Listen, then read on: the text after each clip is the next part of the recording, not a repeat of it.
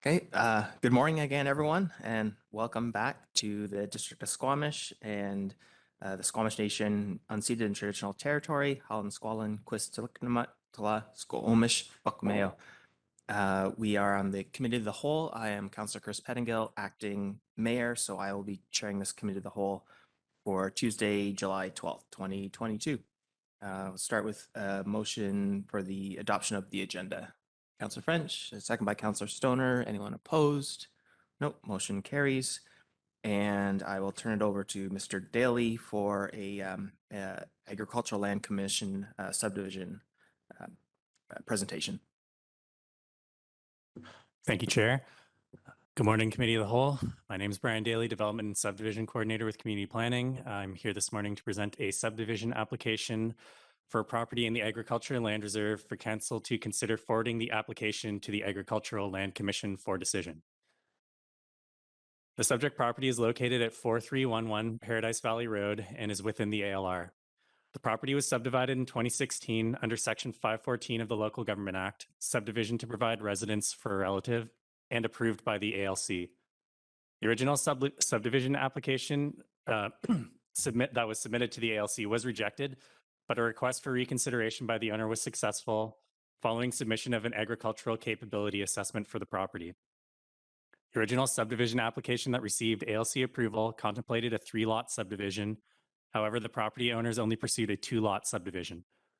4481 Paradise Valley Road to the north was the parcel created by the previous subdivision application. The Agricultural Land Commission Act is the primary piece of legislation governing agricultural land in BC.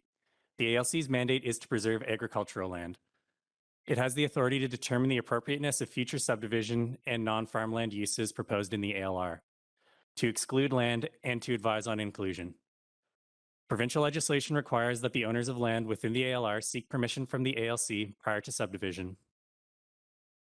ALC permission is required prior to receiving any municipal approvals. The first step in the subdivision process for ALR lands is for the local government to consider by council resolution whether they will forward the application to the ALC for consideration or not. If the local government does not forward the application to the ALC, then the application will be closed and the proposal will not proceed. By forwarding the application to the ALC, council is not approving or endorsing the proposed subdivision, but is supporting its consideration by the ALC. A future decision on the subdivision will be brought forward to council through the standard development variance permit process that would follow should the ALC provide their initial approval. The ALC's permission may be accompanied by specific conditions. If the application is forwarded to the ALC by council and then not approved by the ALC, the subdivision would not proceed through further municipal processes. Section 514 of the Local Government Act allows subdivision of a parcel of land that would not meet the minimum zoning parcel sizes in the relevant zone, provided that is for the purpose of providing residence for a relative. As a condition of subdivision approval, the owner must enter into a restrictive covenant that restricts further subdivision for a period of 5 years. As previously noted, the property was subdivided in 2016 to provide residence for one of the property owner's sons. As the legislated 5-year prohibition on further subdivision has passed, the owners have submitted another application to provide residence for the owner's other son and family. 4311 Paradise Valley Road is a 4.52 hectare parcel zoned rural residential 2. Neighboring properties are to the north, south, and east are also zoned RL2 and are also in the ALR. Property is currently developed with 2 single-unit dwellings. No development is proposed with this subdivision application. The intention is to subdivide off one of the existing homes to create title for a family member.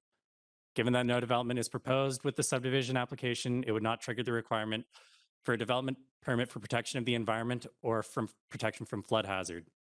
A development variance permit would be required prior to subdivision approval to vary the interior side setback from 15.2 meters to 10.8 meters, as the distance between the 2 existing dwellings could not allow a shared property line that meets the required setbacks in the RL2 zone.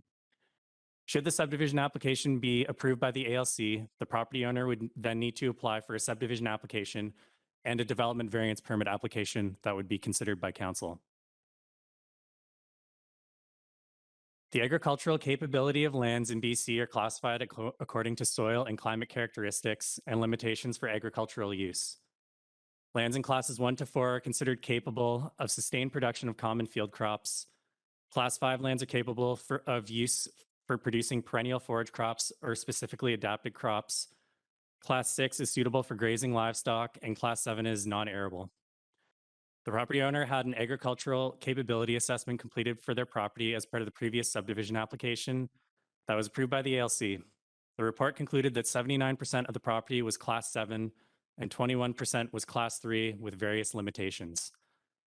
It further noted that approving a 3-lot subdivision would not adversely affect agricultural opportunity on the property since it has existing restricted agricultural potential in the current configuration and there are no feasible methods for improvement. Despite the challenges related to agricultural capability on the property, the landowners are currently carrying out some small-scale farming operations on the property.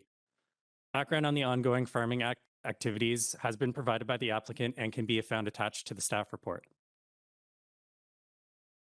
Given that the ALC previously approved a 3-lot subdivision application and the limited agricultural potential of the property, staff recommend forwarding the subdivision application to the ALC for their consideration. That concludes my presentation. I'm happy to take questions.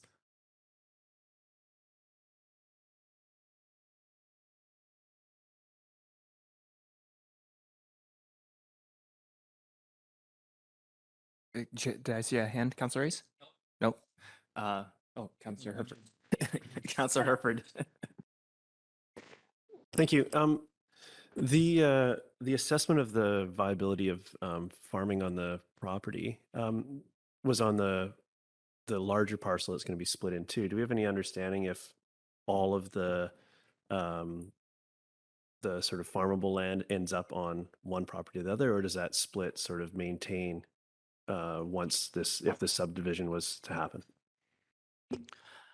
Through the chair, so that agricultural capability assessment was done on the entire original parcel that was subdivided into two. So that did contemplate this existing parcel or this parcel that is subject to this application.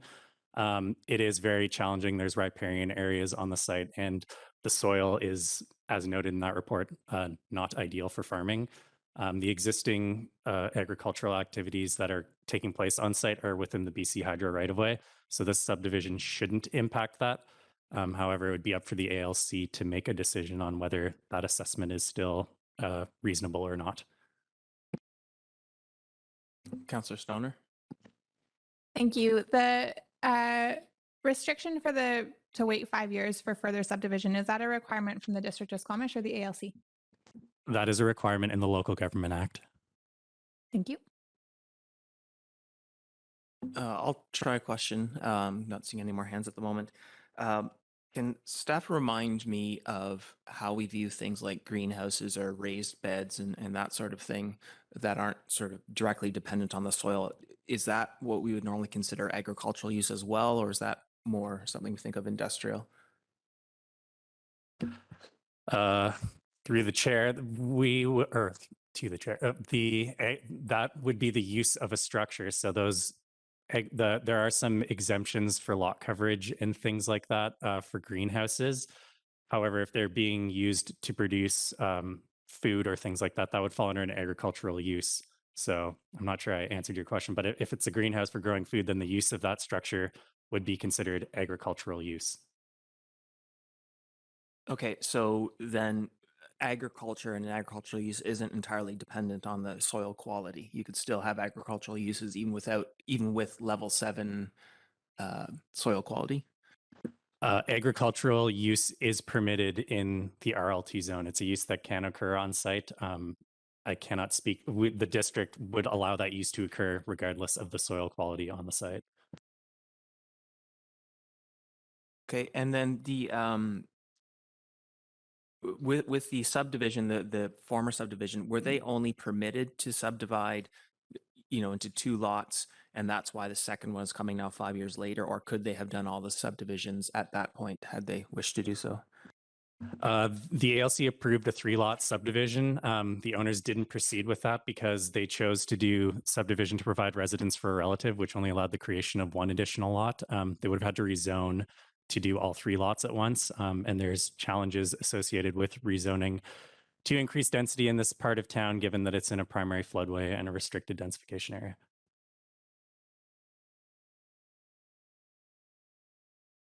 Mayor Elliott, I was going to move the staff recommendation. Councillor Race seconds. Any discussion? Councillor Anderson?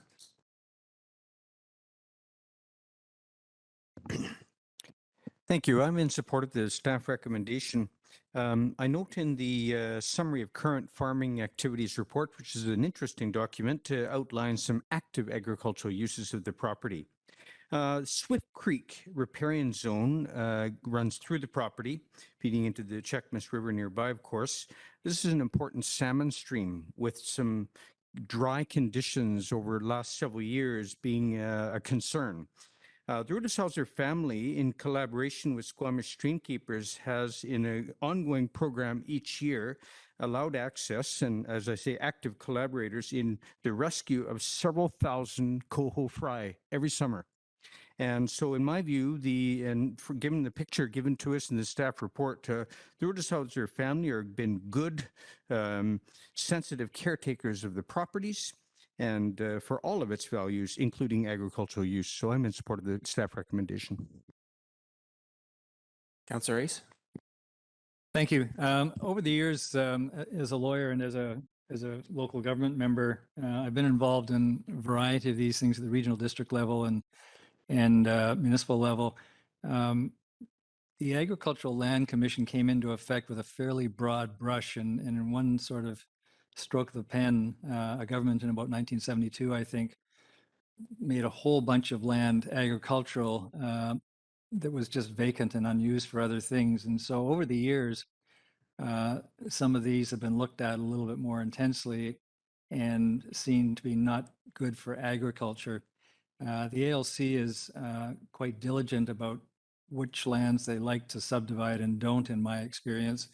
And they don't like to break up parcels of land that would put them into sizes that would not sustain economically or have the critical mass to sustain a farm.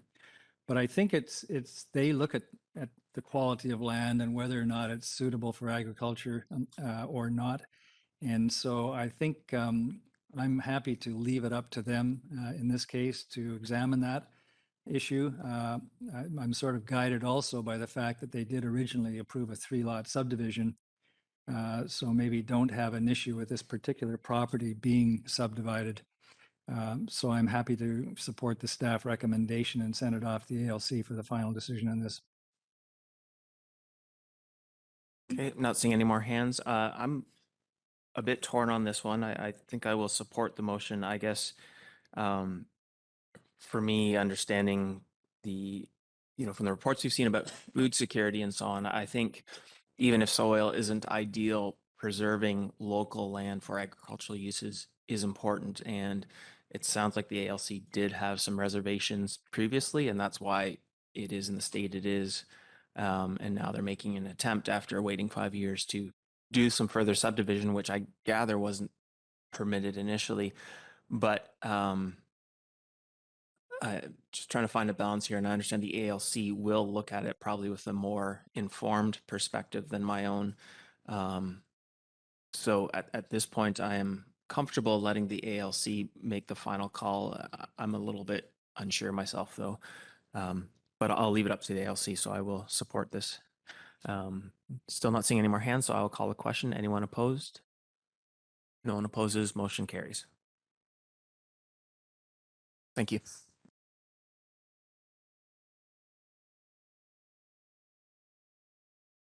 So with that, do we need 5 minutes for staff to get ready? That's my goal. Why don't we?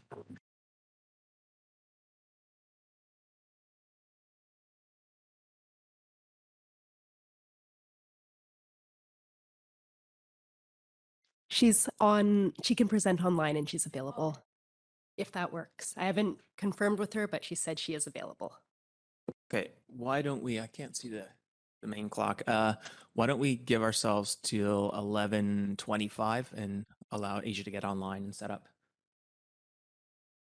20 minutes.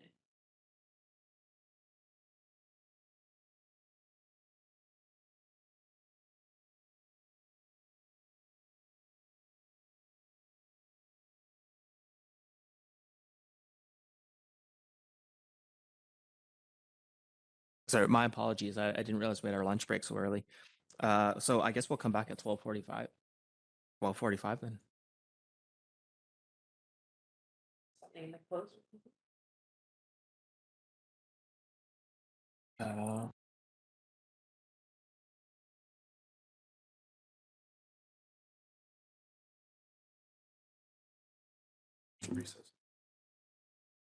Yeah.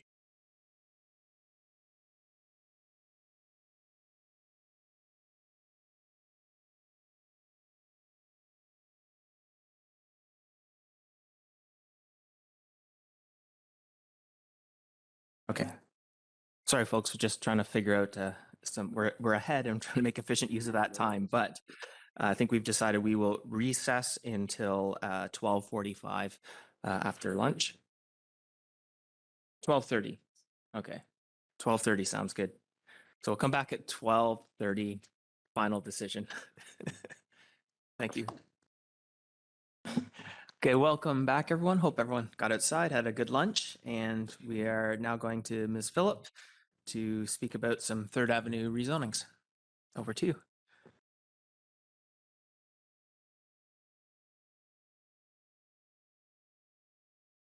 Start this.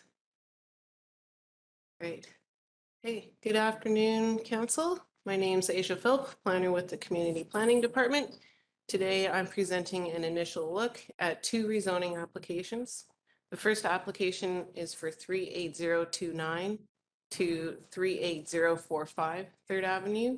It includes 3 lots on the west side of the block.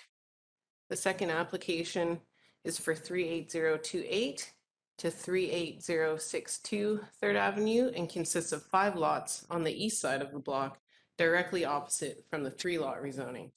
Both these applications are seeking to rezone from residential 2, RS2, to downtown commercial C4 zoning. So the objective for today is just to get council's early and broad feedback on the 2 rezoning applications. Comment opportunities are wide open, but there's some staff suggestions listed here for your consideration. So as mentioned, the west side rezoning consists of 3 lots located mid-block along 3rd Ave between Winnipeg and Victoria Street. The east side rezoning is made up of 5 lots on the opposite side, on the west side, also mid-block, and both sites are outlined on the aerial photo shown here. The current zoning for all the lots is RS2, except there's 1 lot which is zoned C4 adjacent to the Ashlew rental building. The OCP land use designation for all of these is Downtown Commercial Center, which applies to the central business area of downtown Squamish and is meant to be our primary commercial area. So a couple of photos of the 2 rezoning sites are shown here.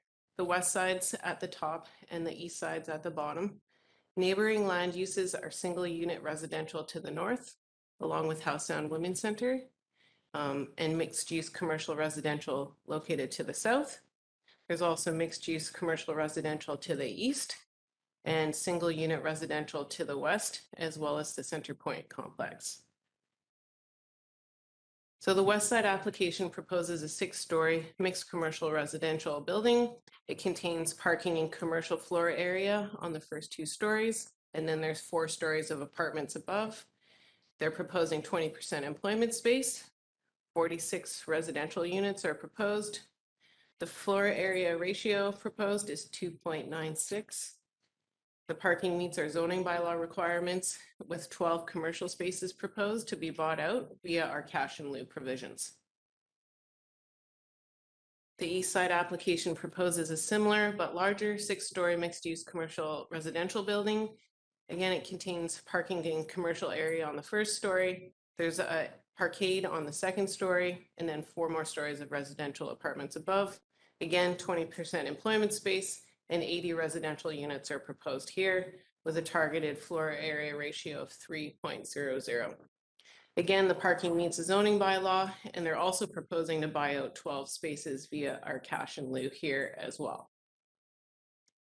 So as part of staff's review of these Third Ave applications, we encourage the applicant to move towards a pitched roof option and away from a flat roof design to better align with our DPA 3 guidelines.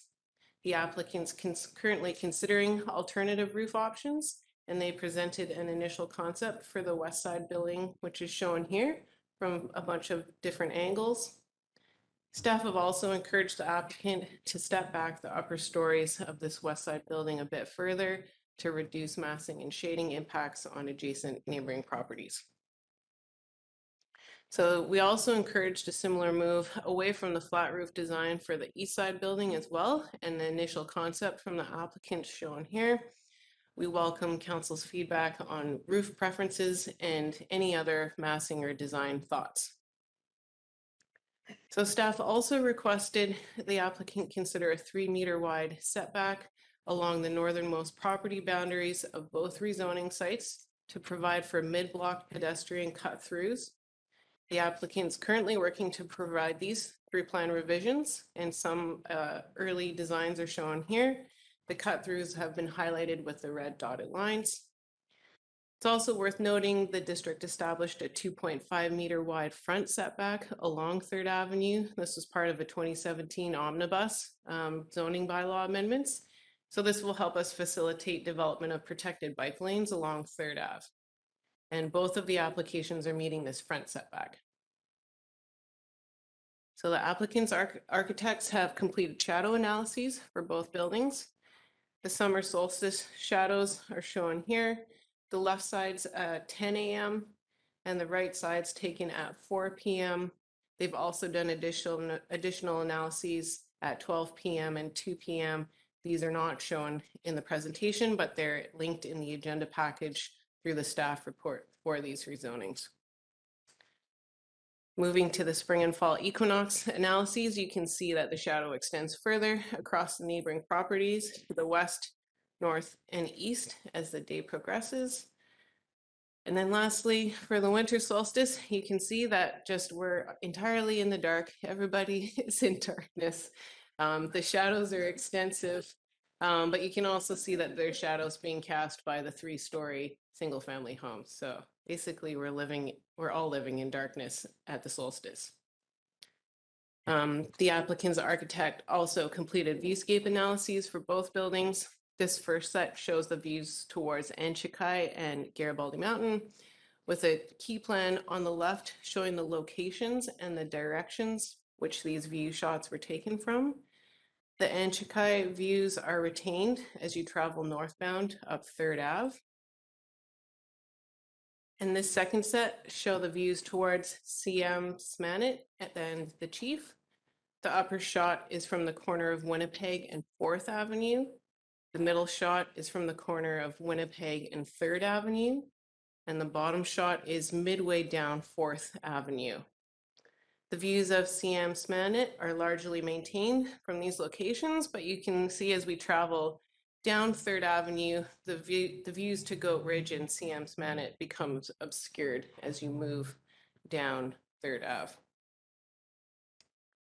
This third set shows the views towards Castle Rock. So apologies, I'm not going to pronounce the Squamish Nation name here. The upper shot is from the corner of Winnipeg Street and 2nd Avenue. The middle shot is from the corner of Winnipeg and Cleveland Avenue. And the bottom shot is from midway down 3rd Avenue. So the views of Castle Rock and Mount Murchison behind can be seen from Cleveland, but these become partially obscured at 2nd Avenue and become fully obscured as you travel down 3rd Avenue. These rezoning applications trigger our district's CAC policy. The West Side applications proposed CAC is summarized here. The applicant is proposing an increase in critical amenities cash in lieu rate from the policy target of $15 per square foot up to $21 per square foot for all new for sale residential gross floor area. The applicant is also proposing to construct extended frontage improvements, including paving the rear lane behind the development and doing full sidewalk and bike lane improvements in front of the House on Women's Center, which would connect to the Lauren Building's frontage.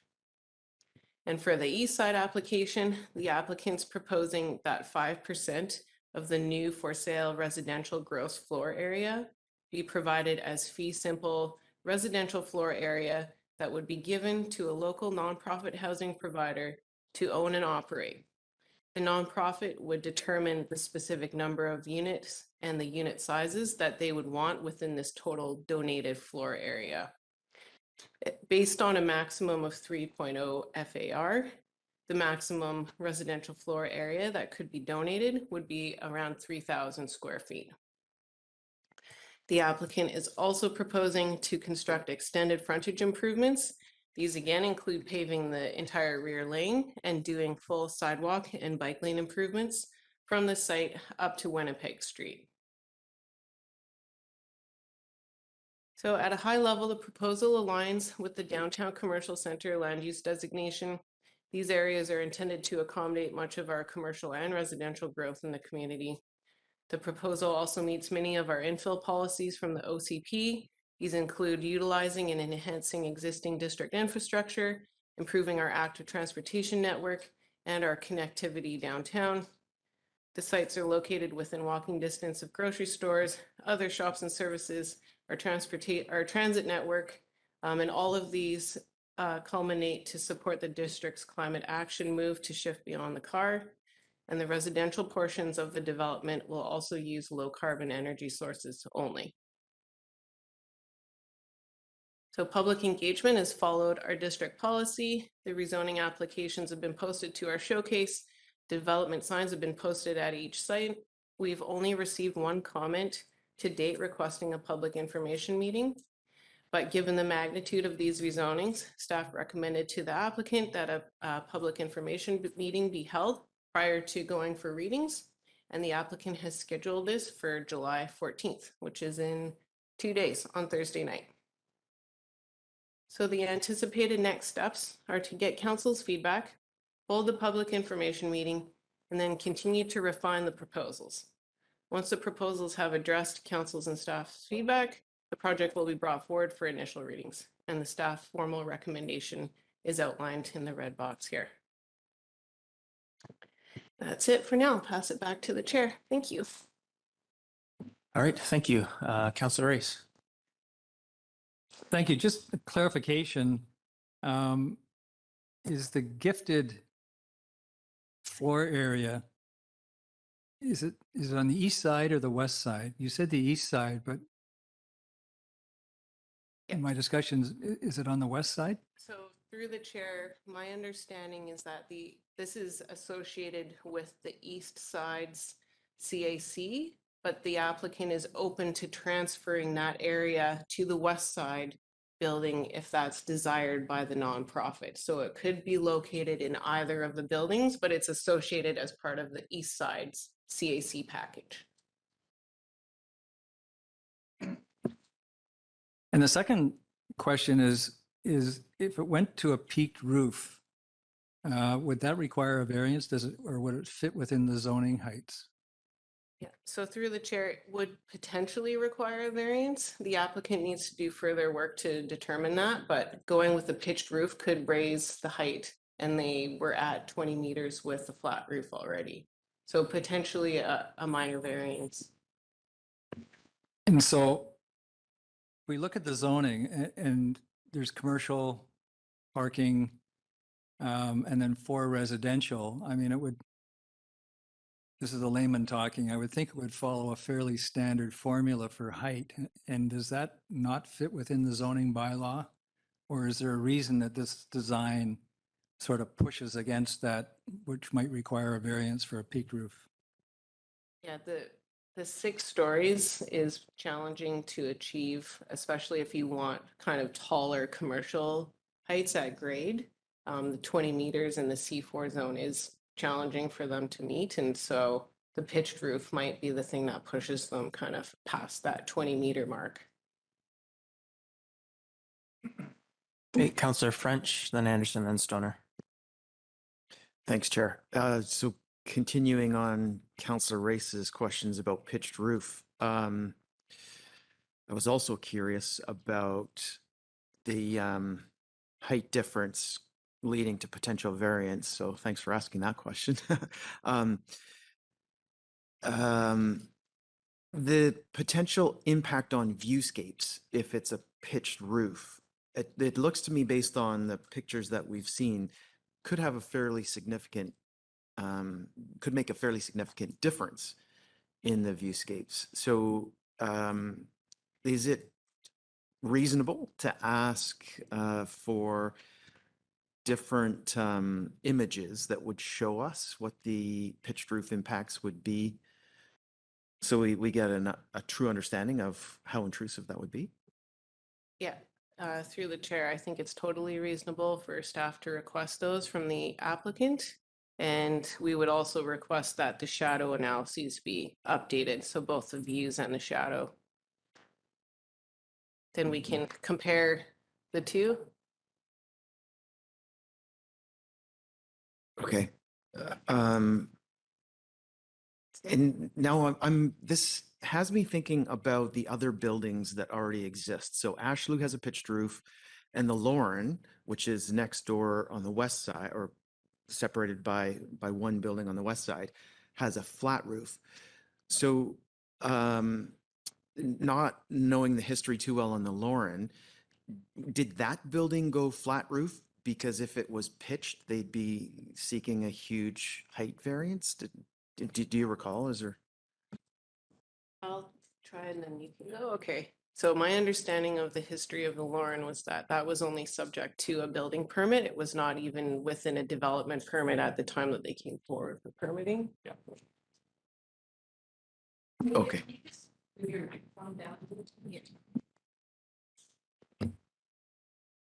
Okay, that makes total sense. Chair, I just would like to throw a few of my own thoughts about flat roof, pitched roof in this conversation. With this being mid-block, I believe that it's more appropriate to have this as a flat roof and keep pitched roofs to the corner lots. And this has a lot to do with view impacts, the additional height for pitched roof, and also the functionability of other rooftops downtown. I like the idea of rooftops being activated, and if they're pitched, then that's not going to happen. Mid-block flat roofs, we have the opportunity for things like green roofs and activation on the highest point of these downtown buildings. So in this case, I think I'd prefer a flat roof, and in cases like this where it's mid-block, I think it calls for flat roof. Thanks, Chair. Okay, Councillor Anderson, and then Councillor Stoner. Thank you. It is laneway paving is proposed as per your presentation, Ms. Phillips. And pardon my ignorance on this. But I am curious about. I can't remember the year. Somewhere between 14 and 18 years ago, there was some significant flooding in the downtown, and drainage was a very prominent topic. We have a lot of old wooden pipes, but a lot of drainage issues in the downtown still today. So my question is this an appropriate strategy? Should we be looking at other surface treatments in our laneways from the perspective of managing drainage during storm events? Thanks. Through the chair, that's a great question, probably beyond my capacity, other than to say for these specific developments, they have to prepare a stormwater management plan, both on-site and looking at the off-site, so that it's sized to be appropriate. But beyond that, the more larger question of should we be paving our laneways is best addressed by engineering. Yeah. Thank you. Yeah. Councillor Stoner. Thank you. Through the chair, Ms. Philp, you said the proposal for the pitched roof came for it to align better with DPA 3 guidelines. And I'm not intimately familiar with them in terms of memorizing them at this point. What is it in those guidelines that suggests a pitched roof would be better than a flat roof? Yep, through the chair. So I also don't have the guidelines memorized, but they generally, there's a section on roof lines. It speaks to it being varied, providing visual interest, and also speaks to the Squamish vernacular. I hate to use that word in this table, but so be it. I put it out there. It speaks to that, and we feel like a flat roof is not necessarily within that kind of Squamish vibe. So those were the few reasons. Yeah. Thank you. Through you, Chair. Also, I think that we have seen a lot of flat roof development in the downtown Squamish, and it's mainly probably a byproduct of zoning. And from a staff's perspective, you know, we thought that having more articulation and more pitched roofs would be welcome in downtown to kind of balance off the development that we already have. So that's where it came from.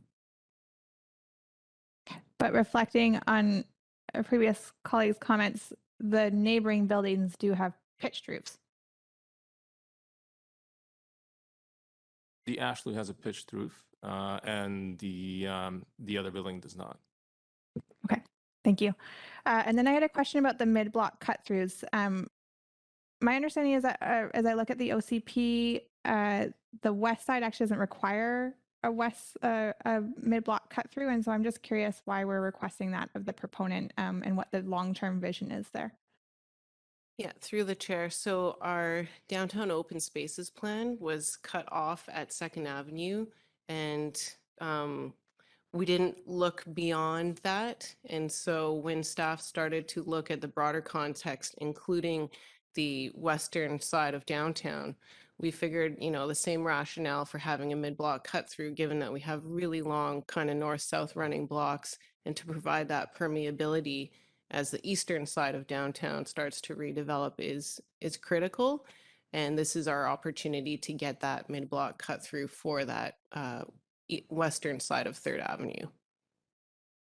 And sorry, one more thing to add. The Center Point complex also has a mid-block cut through along its north end, and so that can provide that full connectivity from 4th Avenue to 3rd Avenue.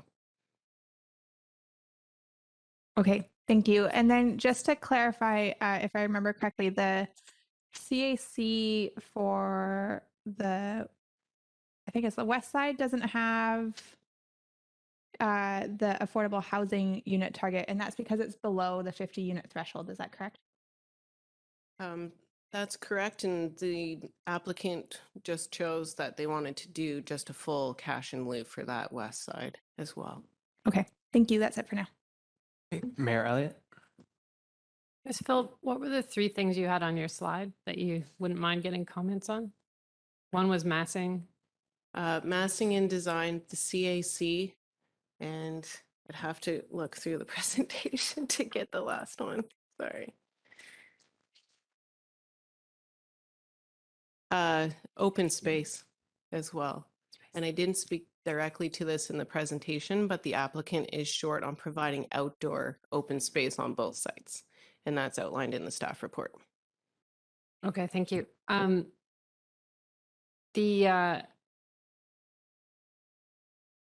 think my council colleagues have already commented on the roof form.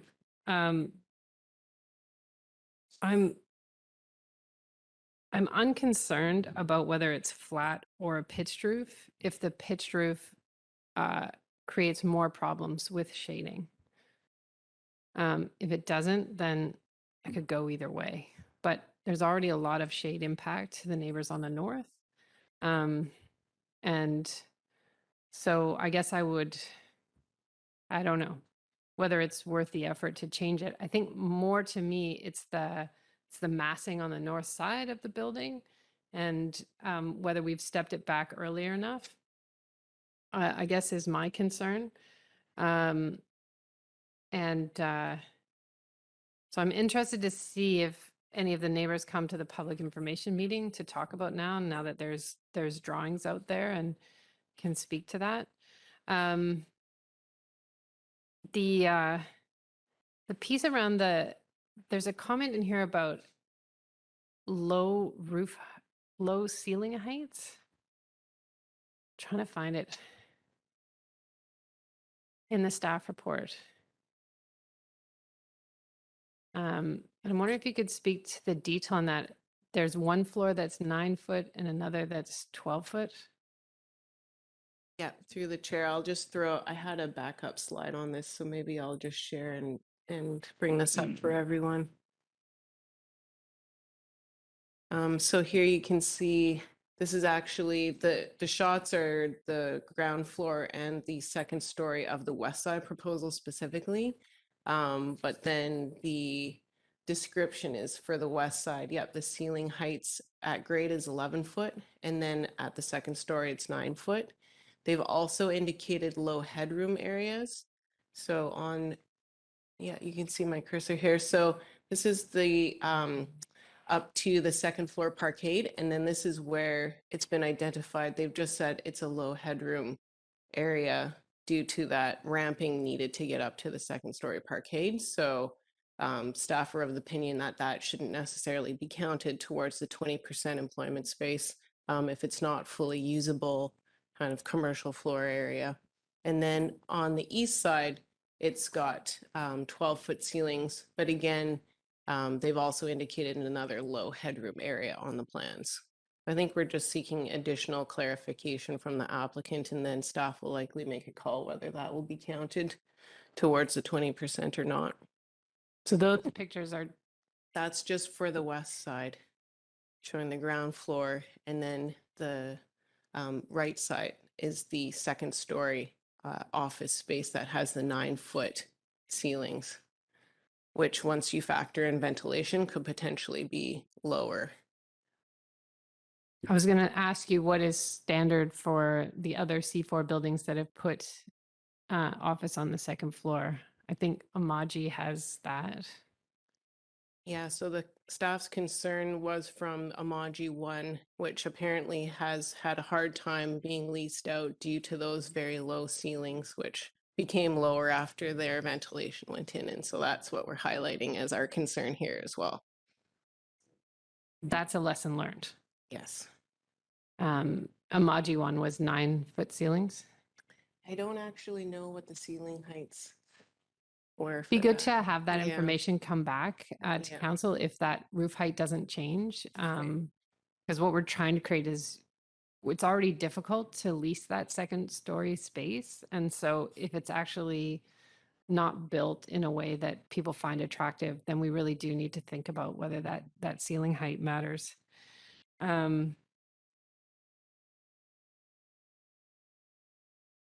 Okay, I wanted to ask a bit more about the indoor and outdoor amenity space. Now, it is my impression that developers have been providing both, which is what this council has been looking for.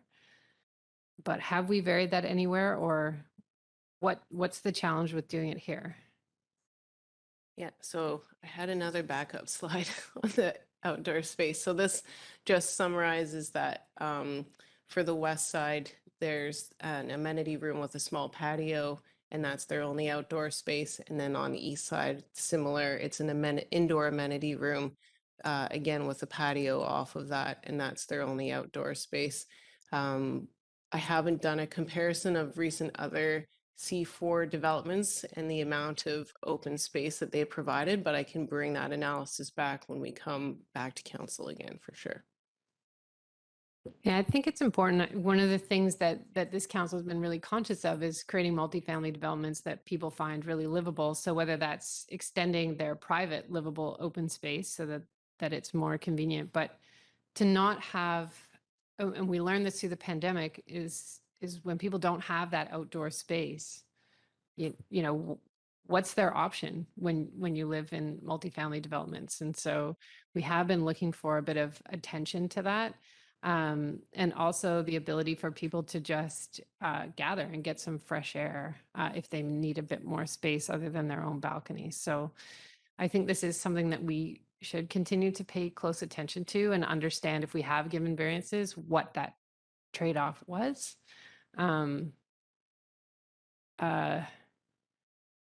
Yeah, this building. I guess that was my other question related to the roofs, is many people have put their amenity space on the roof. And so if we didn't go with a pitched roof but allowed for an outdoor amenity space on the roof, could that also work with the height in the zone? So it was all sort of, I went in circles between pitched roof and open space and how those things are all connected. So just something to consider. My only other comment around the mid-block cut-throughs is right now, there isn't development slated for the single-family homes that are next to them. And so I know for Amaji 2, we really wanted to activate that mid-block cut-through and have retail facing it and activate it. But I think it's different here in that we have single-family homes. And so we want to protect that privacy and until such time as there's additional development. So I want us to be really sensitive to how we consider and build those out so that in the future they are potentially more activated, but out of respect for those neighbors, you would really just want people literally passing through right now, versus having a retail space, use that for a restaurant or outdoor seating, that sort of thing. So that was something that was on my mind as well. Thanks, Chair. Councillor Herford? Thank you. The massing, I think, overall, I like it. I think it fits sort of when you zoom out and look at the neighborhood that's been created there. I think it works well. I have a hard time with the shade reports because even you know, as we sort of all sitting here on a beautiful sunny day, sort of thought back to that winter solstice where everything's shaded, that 2 or 3 story single family home blocks out the neighbor's sun. I don't know that so I have a hard time sort of recommending substantive changes to that with given that that's the case. I think and I wanted to know for staff, we're looking at taking some single family homes and putting in a multi-family mixed use, which is great. But when we're considering sort of the neighborhood, are we looking for where does staff land between sort of the future state that we're looking for and the state that we have there now? Because there's, you know, if you look at the state that's there right now, we've got a bunch of single family homes, and we're looking at this piece, and now the next sort of interface piece has moved down the block in a relatively short timeline, if you follow me. So how does staff generally consider these things when they're making these recommendations? Through the chair, I think that's a great question, and it's a really challenging balance to strike. But I think this is where, as staff, we have to be forward-looking and look to the vision and the OCP and the land use designation and the work that we put in to determine how the downtown might evolve in the future. And then I think we have to follow that plan as best we can while trying to be somewhat sympathetic and try to strike a balance. Some of the stuff like the stepping back and things like that can also just create nicer buildings over time as well that are kind of have more breathability between instead of just being a solid kind of wall of buildings. So I think some of those we can lean on that also benefit the neighborhood, but it's a hard balance. Thank you. And yeah, I came to that conclusion as I was contemplating this as well. The low height spaces, I think with putting the parkade, any parkade that has all of or a portion of on the second floor, we're going to have this space that's under a ramp. And I know that those spaces can be useful above a certain height for maybe not for the primary, say, retail or commercial use, but maybe there's a storage or some use. So do we have any? It seems like all or nothing is what's being discussed around the table as far as scoring that space. It's either commercial space, or if it's below a height, it's just not. Has there been any thought into scoring it in a different way that would say this isn't the full height, but so maybe the full square footage doesn't count, but it's this is 90% of the height, so therefore it counts as 90% of the square footage, or something like this? If you follow my rambling I- question. I do.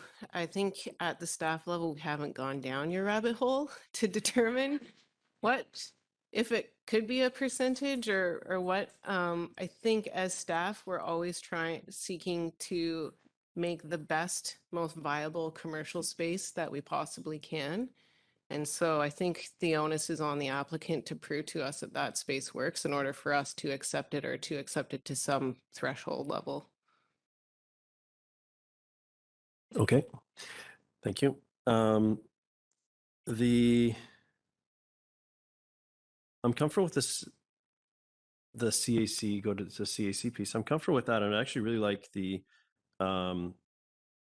freehold units or square footage, however many units that works out to. I think that's amazing. How was the speaking of different rabbit holes, how did we rather than a set percentage of affordable, how did we land on that percentage for freehold? Like how they're totally different functions rather than just having a, you know, some units that are going to be below market and this, which to me is a whole nother level. So how are those percentages arrived at?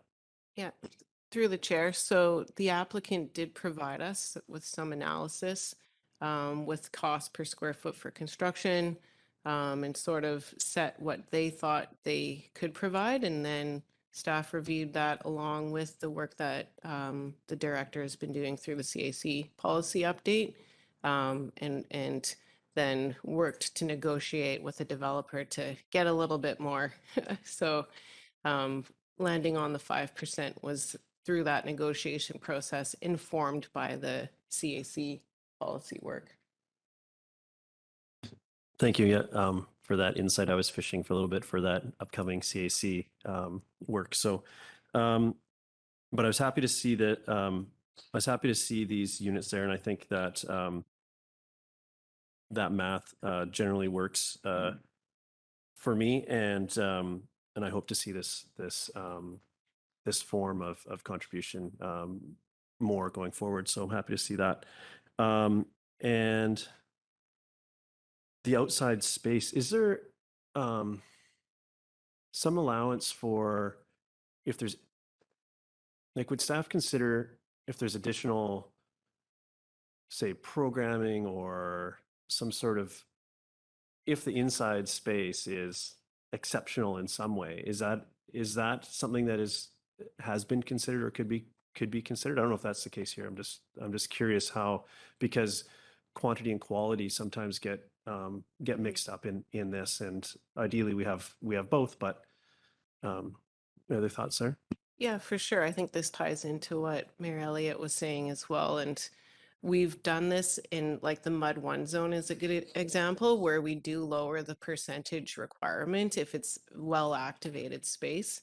And we've done ad hoc site specific variances to reduce open space based on the quality, not the quantity previously. So I think that's some work along with the C4 open space analysis that we could maybe elaborate on when we bring this back to council. But we certainly have done that for other applications. And thank you. And does it need to be adjacent to the inside space, or it can be spread out between? It can be spread out. Yeah.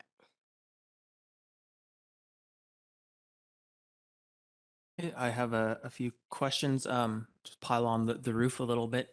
When I read the DPA 3 guidelines, Development Permit Area 3 guidelines, it speaks to articulation, but we seem to be assuming vertical articulation, whereas this proposes horizontal articulation. In my mind, do we view these as different, horizontal versus vertical articulation for some reason?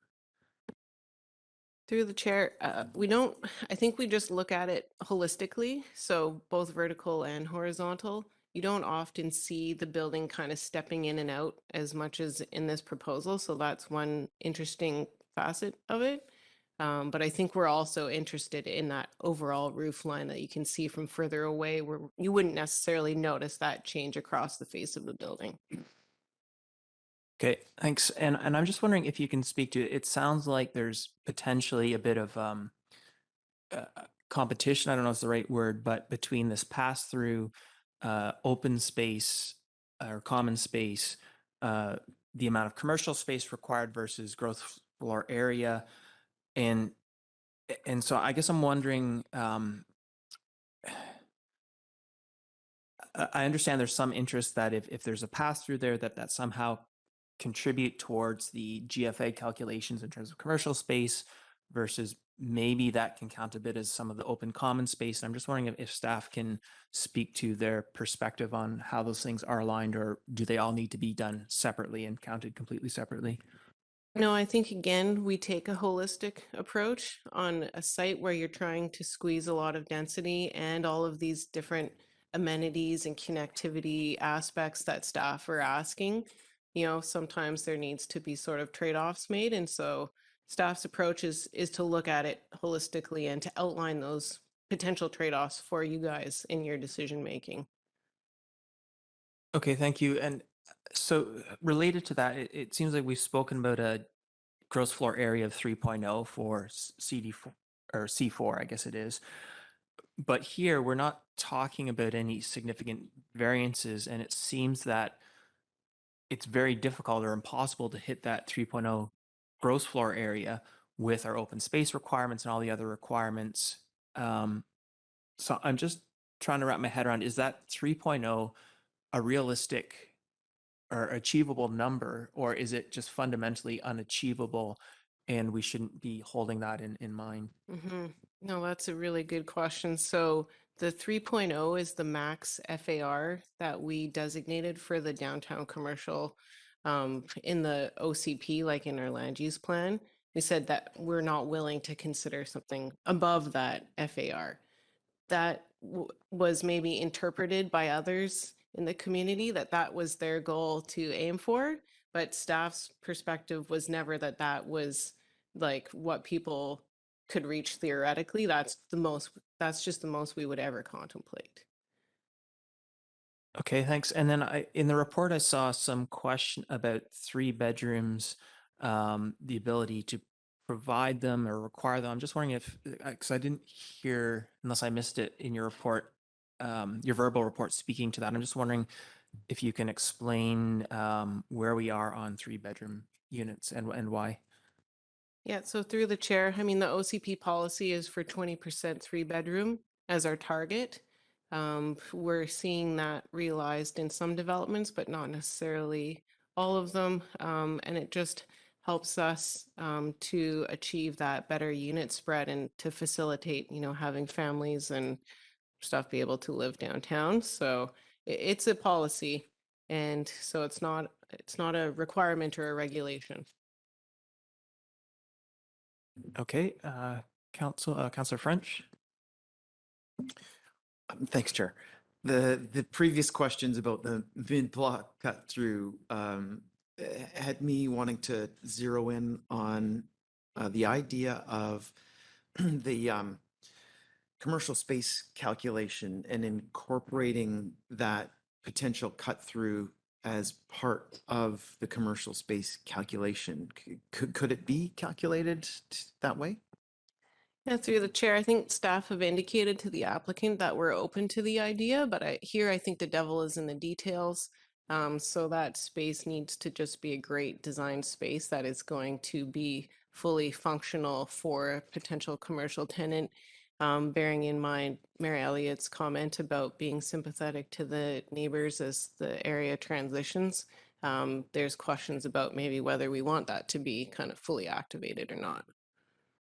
Yeah, I totally share that privacy concern for that neighbor and that current reality. And so I'm wondering, could you go back to the amenity space slide? Yeah. And I'm asking to see that because I've seen different images that aren't consistent with what we see here. So is this the most recent image provided by the developer?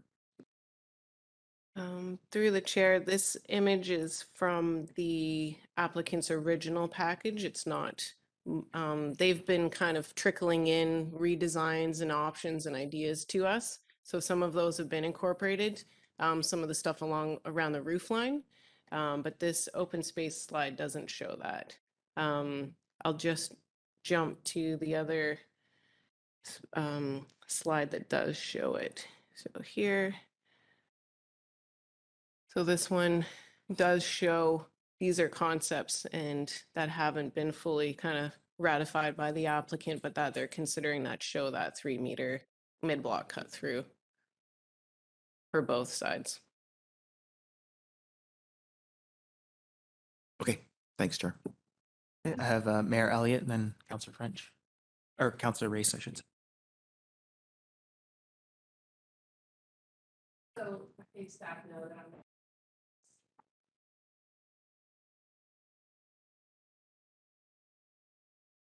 one of the things.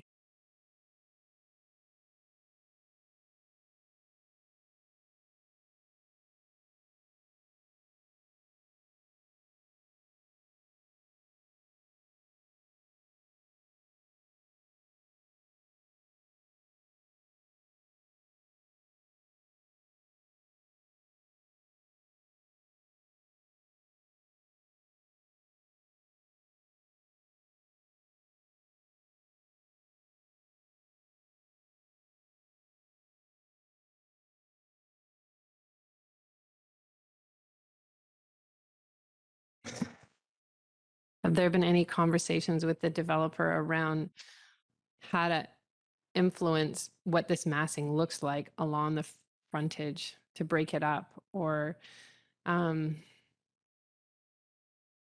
don't know, you know, when we looked at the Solterra site, we broke it up with the podium and buildings on top so that there was a visual look through. I don't know if we're too far down the road to do that because we've already negotiated a really important CAC for this building. But to me, what we've created is another very long rectangle of 6 stories that looms a bit over the street. And I don't know if there's anything we're learning from our C4 redesign process that might help us with the east side building. Yep, through the chair. Great comments. We haven't had, I would say, really fulsome discussion with the developer about like really more fundamental breaking up of the building. In staff's opinion, that northern mid-block cut through will hopefully provide some breathing room in tandem with when the neighboring single family to the north comes forward, we would get an even larger cut so that you do get some openness through that street wall. But yeah, no really strong comments with or discussions with the applicant.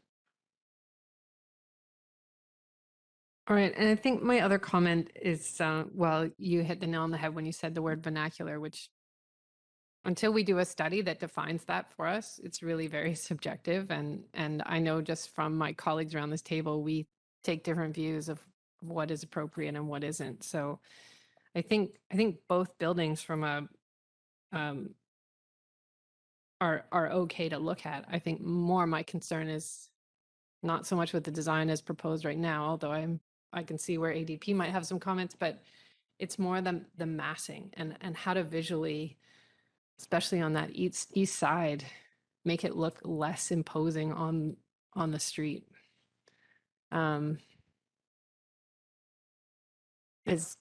Would be my only suggestion there without going too far down the design route until we get to a DP stage.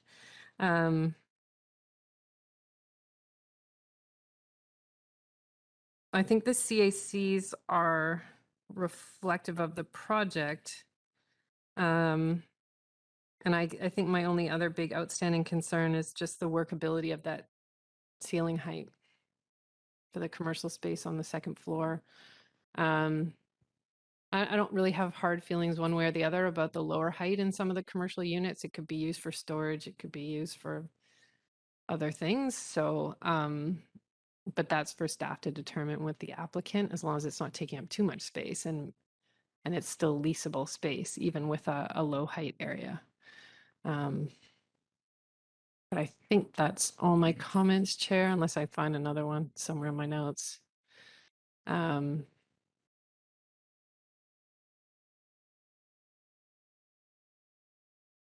Oh, I guess my only other comment related to what one of my colleagues said is, are we starting to land on how to value these fee simple donations?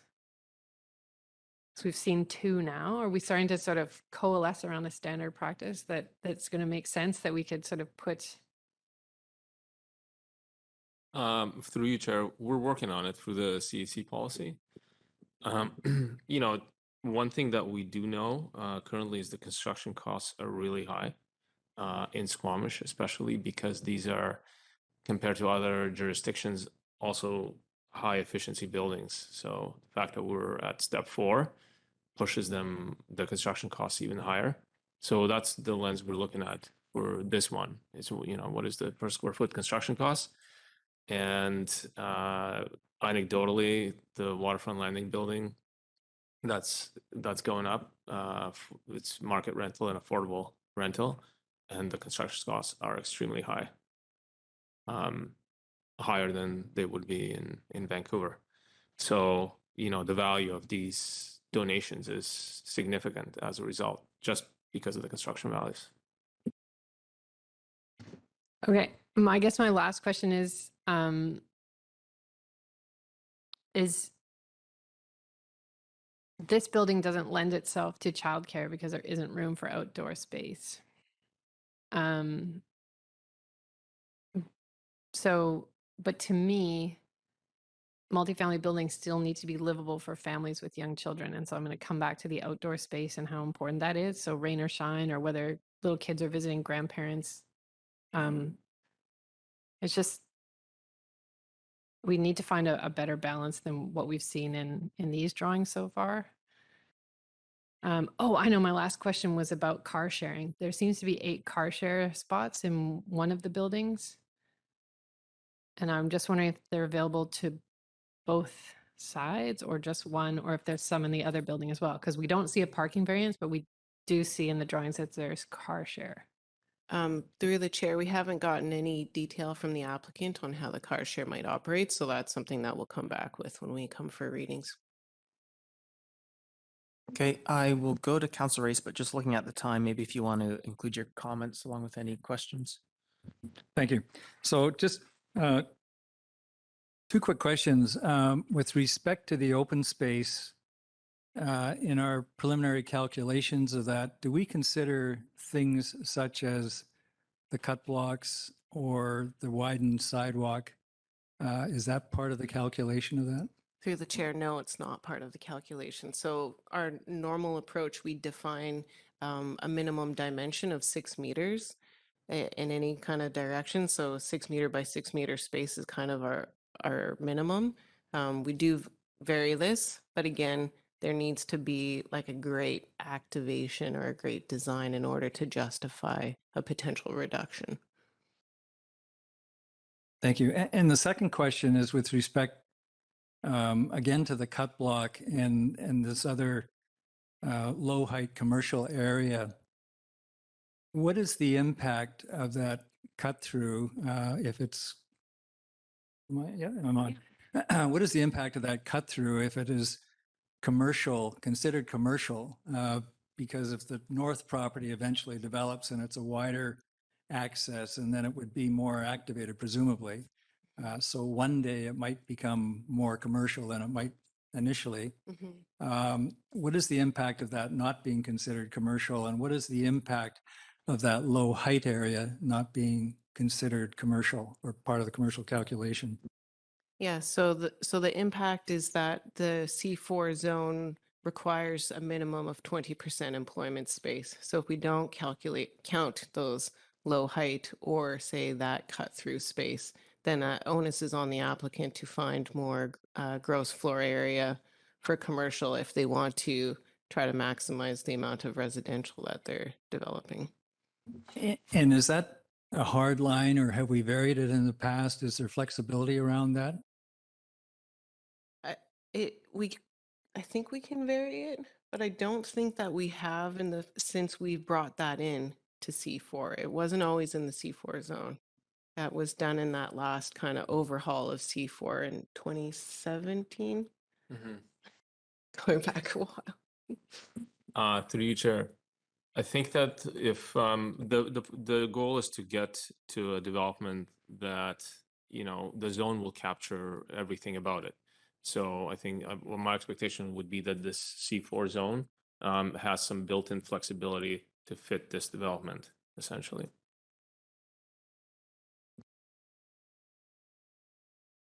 So does that mean there's flexibility?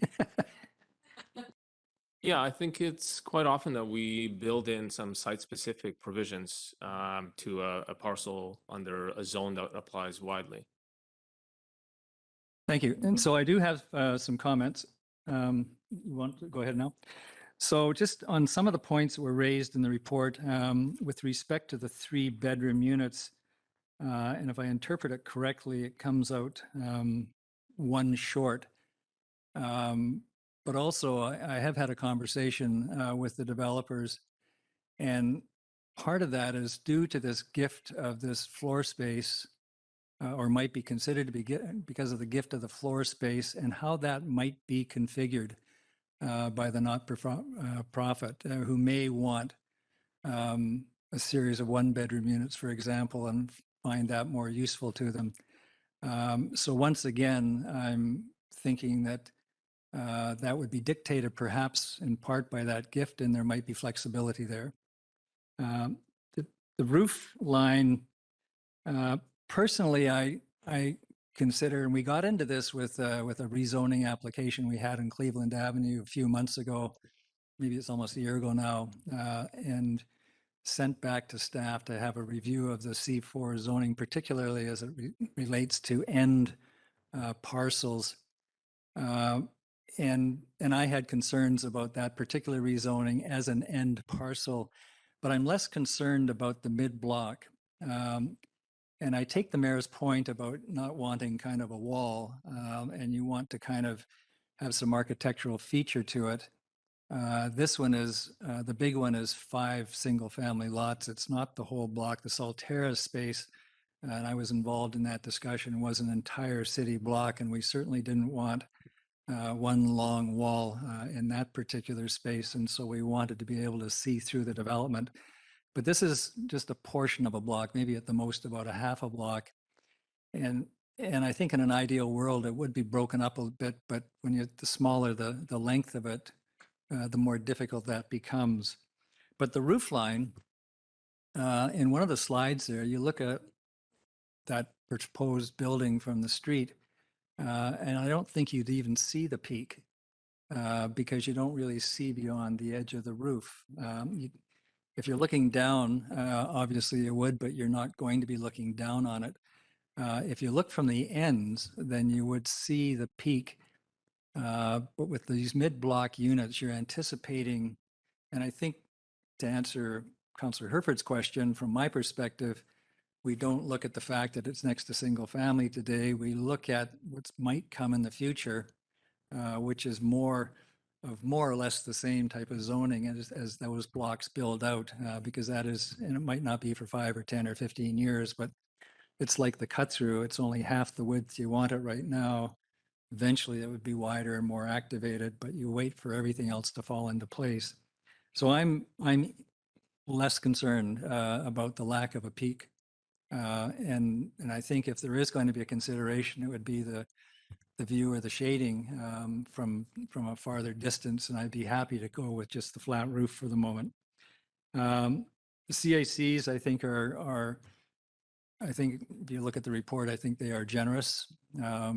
The gift of units, we got into that discussion a little bit with the Loggers East rezoning. And this is another example of it. It's not going to necessarily to a housing society, it's going to a nonprofit, but essentially they are going to the community. And so I don't distinguish between those. And I think this is very worthwhile. And I think, yeah, those are my comments right now. And with, as they say, with the commercial, I would be inclined to be flexible. It's difficult to sometimes meet all of the things you're trying to do when you're trying to package this all up and you're making gifts and so forth and the amenity contributions. So I would be inclined to be a little bit flexible. Thank you. Okay, Councillor Anderson, did I see your hand for questions or comments? Or you do both, whatever you have? Thank you, Chair. I'll be offering my final comments. First of all, I'm happy to see staff's recommendation of a public information meeting this week, and that will be interesting opportunity for the neighborhood. With respect to the mid-block connections, I don't see this as a high priority here, and in particularly not for the west side.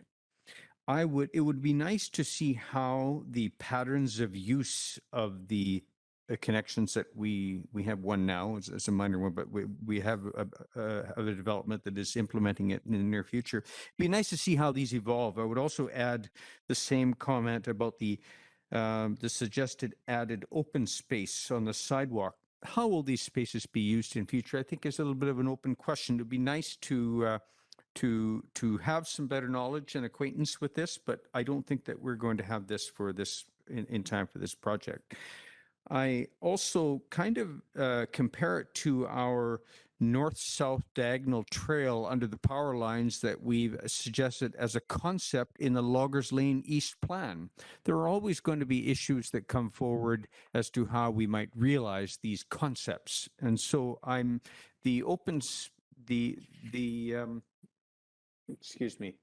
spaces plan is a wonderful initiative, but I think always was going to be subject to all kinds of circumstances. So this is not a deal breaker for me, these mid-block connections, and I agree with the comments of Councillor Rezon the same. Thirdly, with respect to the roof form, one of our values in the development permit area guidelines is authenticity. And I'm going to make a couple of observations about this. First of all, what is Squamish vernacular? I would offer some views on that when the time comes when we review these guidelines. I think there are some things to point to, some considerations to make, but I don't think that this is, I'm happy that we may be reviewing this more generally as we review the DPA 3 guidelines. But the other issue of authenticity arises from the proponents' design rationale, which I'll quote from, if I can find it here. It is, anyway, a reference to First Nations architecture and heavy timber in traditional longhouses. Well, first of all, there is no such thing as First Nations architecture. On this coast, we have very distinct architectural traditions. The Wakashan and Haida people did use heavy timber, and in a pitched roof form, as we see in the design rationale sheet from the development proponent. However, the Coast Salish did not. Very different. So the reference is to a First Nations design tradition, which is hundreds of miles from here. As Coast Salish did not use these elements at all. So I think that we don't need to reach like that so far in referring to, I think that authenticity is an important value. And so this is just an unnecessary element. I'm not really too fussy about the pitch roof for other reasons. They do affect viewscapes. The Lorraine, for example, has a very actively used rooftop patio. And the pitched roof across the street does affect enjoyment of that patio and the views from it. Of course, we always have to temper what the neighbor is going to do and what the rules allow the neighbors to do. Understood. But the viewscapes are a value that we need to consider. The other issue that has come during this past winter with pitched roofs, not only on the Ashlew, and in particular on the Ashlew, but also the Artisan, is safety, ice and snow safety. And if it were not for that sidewalk being closed at the northeast corner of 3rd and Victoria, we may have had some serious issues. There was a lot of very nasty falls of ice off pitched roofs. So in future, we need to consider this in our guidelines and make sure that we're taking this into account. It was an issue last winter. Of course, is addressed by various people, elsewhere. So I'm happy to see that we are going to look at these issues in a review of our development guidelines. In the meantime, I do appreciated Mayor Elliott's comment about the opportunity, perhaps, of a use of the flat top roof as amenity space, as has been done successfully at the Lorraine. More of an issue as regards design guidelines to me is colors, cladding, textures of building facades. A much more prominent issue to me to be concerned about in the downtown than roof forms. As has already been pointed out by one of my colleagues, you don't notice, we're not going to really have too much opportunity to notice that pitched roof anyway. So I'm not fussy about the pitched roof, our insistence or encouragement of that issue here. With respect to the massing, I think it's an appropriate fit for the neighborhood. Generally, I do agree with staff's comment that a stepping back of the upper levels would be a nice feature, and if we can arrive at that, I think that is something to strive for, and I appreciate Ms. Phelps' comments on that. The ceiling height for a portion of the commercial space, well, in the end, that's an issue for the market as well. So that issue is not going to be a deal breaker for me. I think that we'll learn how the market responds, and we'll learn more about demand for office and commercial space upcoming, with some reporting being done by Planning Economic Development later in a couple of months' time. The CAC package seemed to me sufficiently generous. I don't have issues there. I'd like to make a general comment on the staff report with respect to economy and local jobs.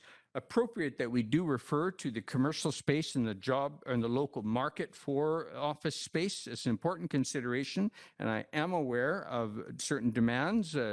Interesting new firms have come to town that are looking for such space as this.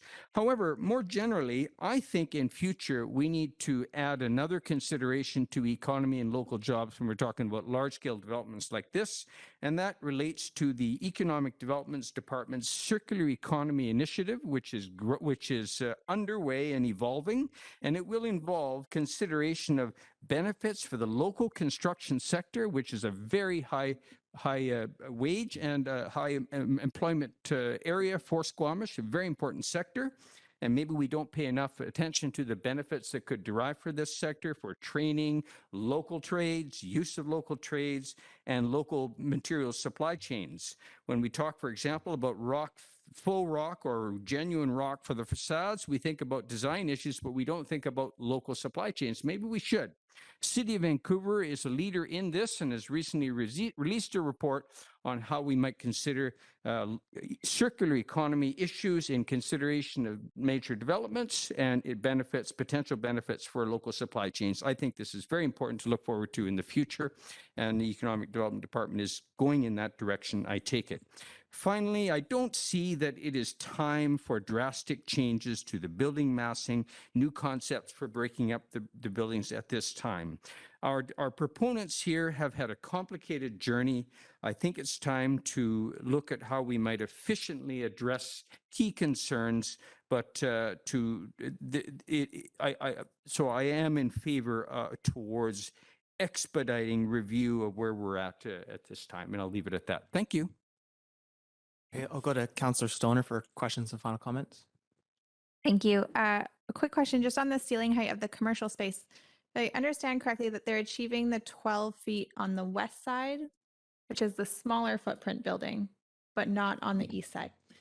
Sorry that I nodded. It's the 12 feet on the east side in the larger building. They almost seem like carbon copy buildings, so I'm curious why they're not able to achieve the 12 foot on the west side building. Through the chair, I don't know the answer to that, but I will ask the applicant. All right. Some comments as requested. So on the massing and the design, I'll start with the roof line. I'm not overly concerned either with the pitched roof versus the flat roof. I think the horizontal articulation is sufficient for the mid-block area. Although I am really curious about the potential for activating a flat roof if it is going to stay flat, and being able to achieve closer to that open space calculation. I think I fall in line with Mayor Elliott's comments around really trying to achieve a higher number. Perhaps the 15% is not fully achievable in the C4 zone at this time, but making sure that this space is livable in the long term, I think is really critical. And we know how important that open space number can be. And so if there's something that we can do there, I'd be interested to hear it.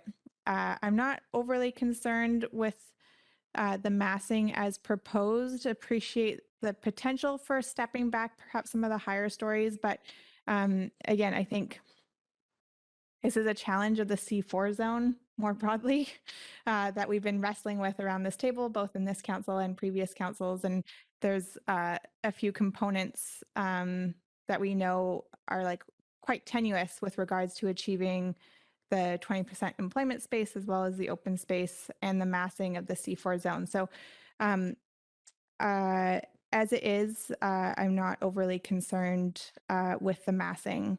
I think the CAC as it's proposed is fair, and I think it blends well with the old policy and the new policy in terms of trying to achieve some fee simple units or square foot area. So appreciate staff and the proponents' efforts to get us to that direction. And lastly, on the mid-block cut through, I don't know if that's also an area where we can perhaps find a little bit of extra space to work with. I'm not overly concerned about having the mid-block cut through on the west side. I think it's really helpful to have it on the east side as identified in the OCP, but if that gives us a little bit more space to work with in terms of trying to achieve that open space number, then I'd be willing to consider foregoing the mid-block cut through on the west side to provide a little bit more workable space within the building. So those are my general comments for now. Thank you. Okay, Councillor Herford. Thank you.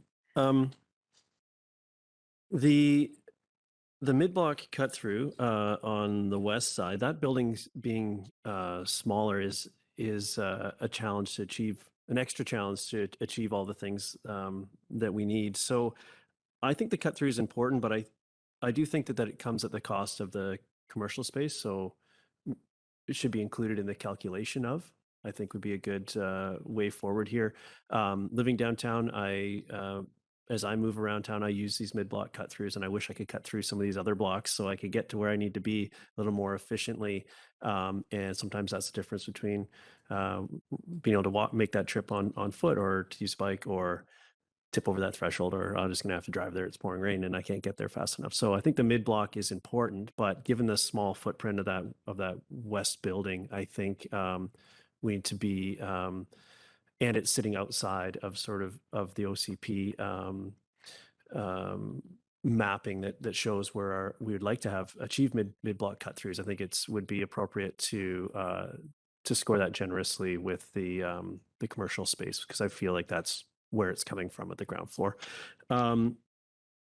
The unit mix is an interesting one. We're really close. I think the CAC, the units included in the CAC sort of complicate this calculation for me. So I'll leave it to staff to figure out what input that has to the overall. So it's close. I'm close on it. I'd just like to understand how the input of the nonprofit of that CAC contributed square footage, how that plays out as far as feeding into the unit mix. So that might be enough to be okay with where it is, but I just need to I'd like to understand that a little bit more. The roof, I'm in the mid block. Through all the viewscape studies, I was looking at it to figure out where I would need to stand to see the roof in the middle of the block once constructed, and then where I would need to stand to see the roof once the rest of the area builds out. And to me, it doesn't seem as important as what will happen along the facade of the building, which is maybe more of a DP issue, I think. So I'm good with I'm okay with the flat roof, and it does. I think it opens up options to activate that roof in some way, and maybe that's misplaced, but that's an assumption I've heard a little bit around the table, and something I'd like to know a little bit more about. When this comes back. And I touched on the CEC a little bit earlier. I think the CEC is generous and creative. So I'm happy to see that staff and the developer have been able to work through and get to a place that I think will really benefit the community. So thanks to everybody involved with that. And I look forward to seeing this project coming back to us shortly. Thank you. So go to Councillor French and then Mayor Elliott. Thanks, Chair. I'm all out of questions, so I'll just jump right to comments. If we don't insist on mid-block connections with projects downtown, we're never going to see them. And then if we do insist, then I think there has to be some give back by including cut-throughs in the commercial space calculation. Having said that, though, I support going ahead without a cut-through on the west side for this project and then revisit this cut through once we get redevelopment proposals from the properties to the north, and potentially have those property owners create a cut through in this spot. I also support staff in pushing for the number of 3-bedroom units called for in the OCP policy, and I think that's a relatively easy change for the architect, so it should be fairly painless. I'm comfortable with the massing. I think this is as good as we'll get within the restrictions. I'll reiterate that I lean towards a flat roof on both sides of the street for these two buildings. And the CAC package, I think, is great.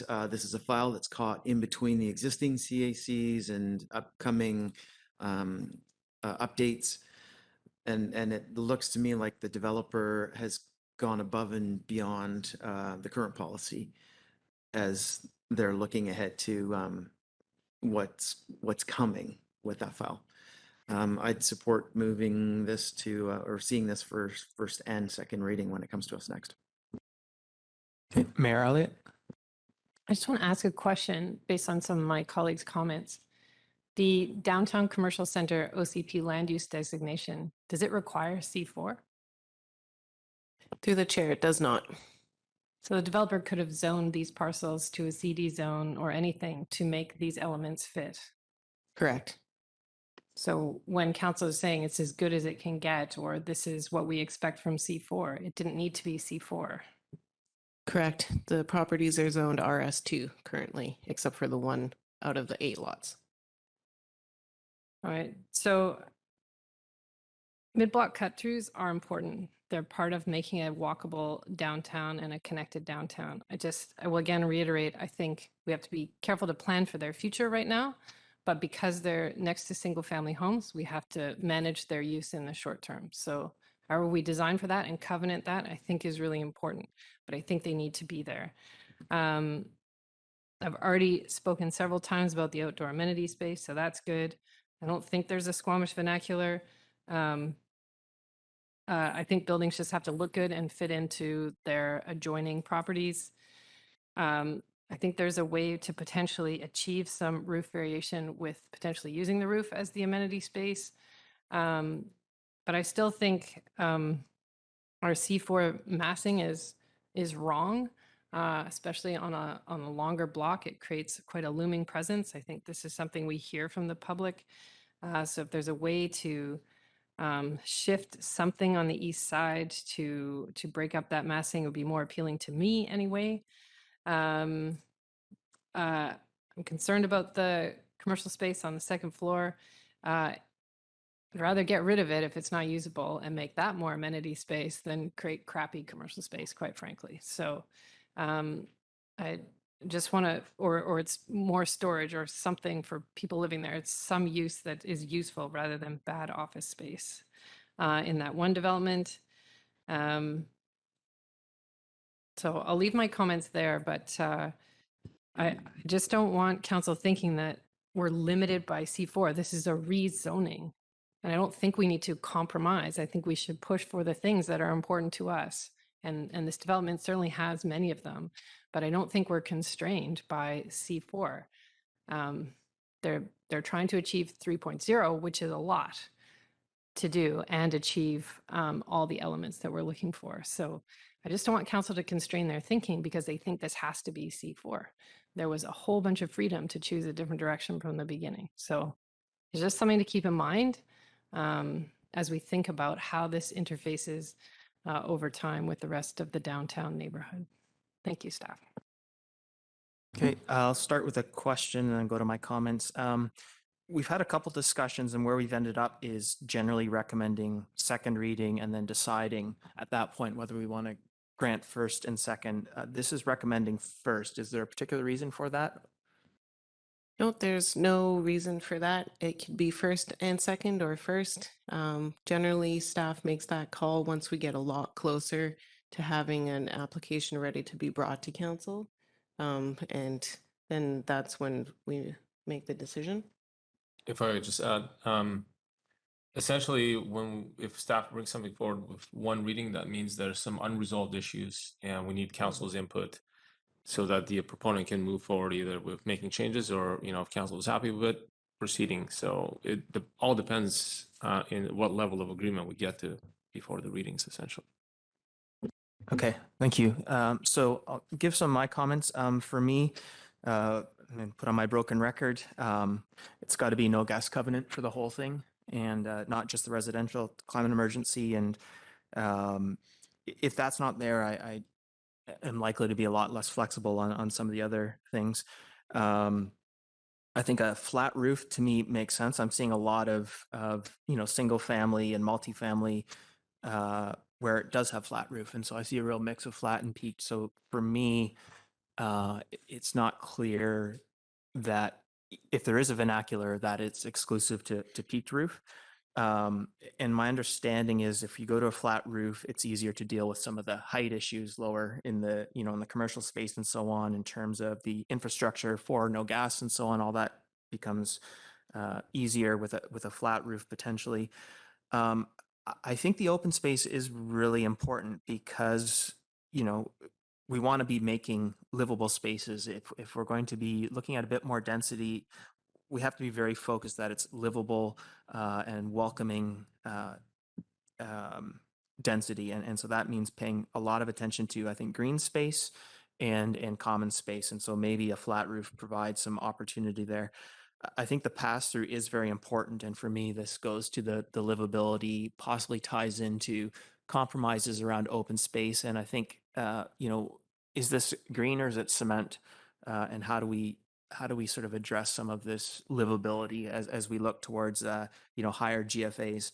I think the thought about, we do have to think about the long-term vision and build towards that because these buildings will be around for a long time, but can't completely ignore the neighbors that are there now. So I wonder if, I don't know if it's part of a DP or a land development agreement, if there's a requirement for in the short term, a tall fence or something to, before the neighboring properties get developed, so it can be activated and have that expectation of a vibrant, active space, pass-through space, but that considers the neighbors.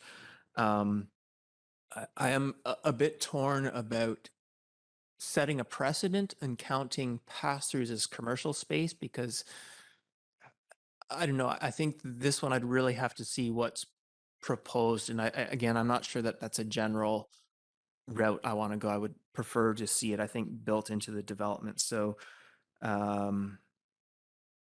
I think those are my comments. Now, I heard from council as a whole some differing opinions on the cut through in particular. So I just wonder if I can do a bit of a straw poll just to give staff some clarity. So anyone opposed to a cut through? No. Okay. Oh, sorry. On the Yeah. west building. Is that where it was on the west building where it seemed we were unsure. So on the west building, anyone opposed to a cut through? Okay. Anyone adamant there has to be a cut through on the west building? Okay. And then anyone sort of flexible one way or the other? 3. And I wonder, Ms. Phillip, is there any other pieces where council could provide a bit more clarity? No, I'm good. That was very comprehensive. Thank you. Okay. Councillor Stoner? Yeah, just following on some of my council colleagues' comments, I just wanted to add on. I too am supportive of making sure that the office space is as usable as possible, and so I have great concerns around the 9-foot ceilings. If I would rather see good quality office space and a lower ratio if that's where we need to flex. But to me, providing that level of office space with the low ceilings just isn't going to cut it. And then I agree with my colleague, Councillor Pettingill, on a no gas covenant, even through the commercial space. I think this is something that we need to be asking for, given where we're at in the climate emergency and the future of these buildings. Appreciate that can be difficult for restaurants in particular, but there are solutions for being able to cook without gas. And that's where we need to move to. So I'm happy to support that. And I did not notice the car share component in the drawings, but if there are car share cars available through the development, I would love to see those available to the public, because I think more broadly we're having a hard time getting uptake of our car share programs because we need more people using them and more cars available for more people to use them. So I have concerns if they're going to be proposed just for the units of or the residents of this building. Thank you. Okay, and I just add, my colleague reminded me, I also think the making sure that commercial space is usable and has adequate ceiling heights is important. I didn't mention it because I'm making the assumption that a flat roof will resolve that issue, but if not, I think it has to be resolved in another way. And I am happy with the CAC contributions, and I think the full ownership units to a not-for-profit is good to see. So with that, I will entertain a resolution. For first or first and second? Staff recommendation, first reading. And Councillor Stoner seconds. Any comments?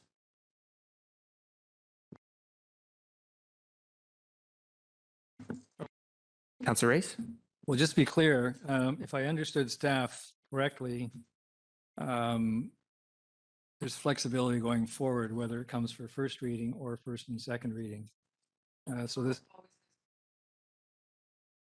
and we're dictating first reading? Is that the resolution? Mayor Elliott?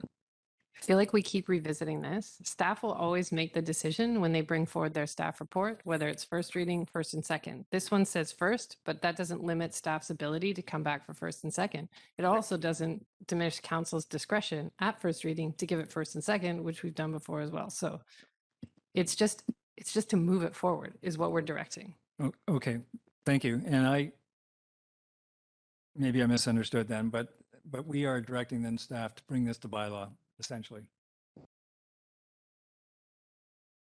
Okay, not seeing any further hands, I'll call to question. Anyone opposed?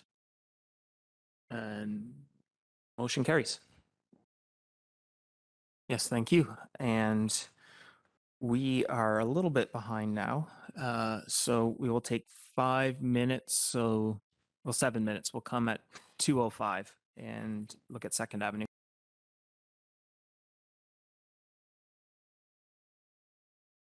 Okay, welcome back, everyone. And we are on to Second Avenue zoning amendment, and turn it over to Mr. Prahalad. Prahalad is is that correct or close? No, Prahalad. Okay, thank you. Please take it away. Good afternoon, Mayor and Council. My name is Vrish Prahalad, planner with the Community Planning Department.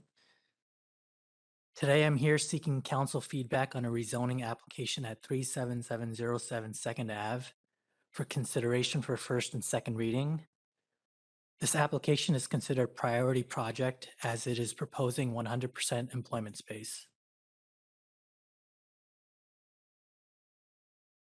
The 6,000 square foot property is a flat lot located on the southern end of Second Ave in downtown Squamish, and is currently zoned I-1 light industrial and is currently undeveloped. Neighboring properties are also zoned I-1 light industrial with a handful of parcel comprehensive development zones.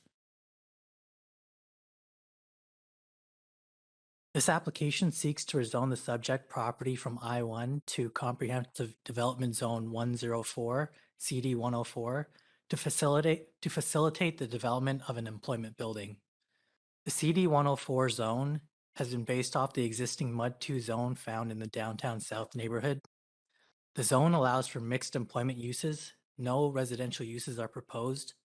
A total gross floor area of 10,000 square feet is proposed for the building. The following table outlines the proposing zoning metrics. The proposed building height in the CD 104 zone is 15.6 meters, which is consistent with four-story buildings in the downtown south neighborhood.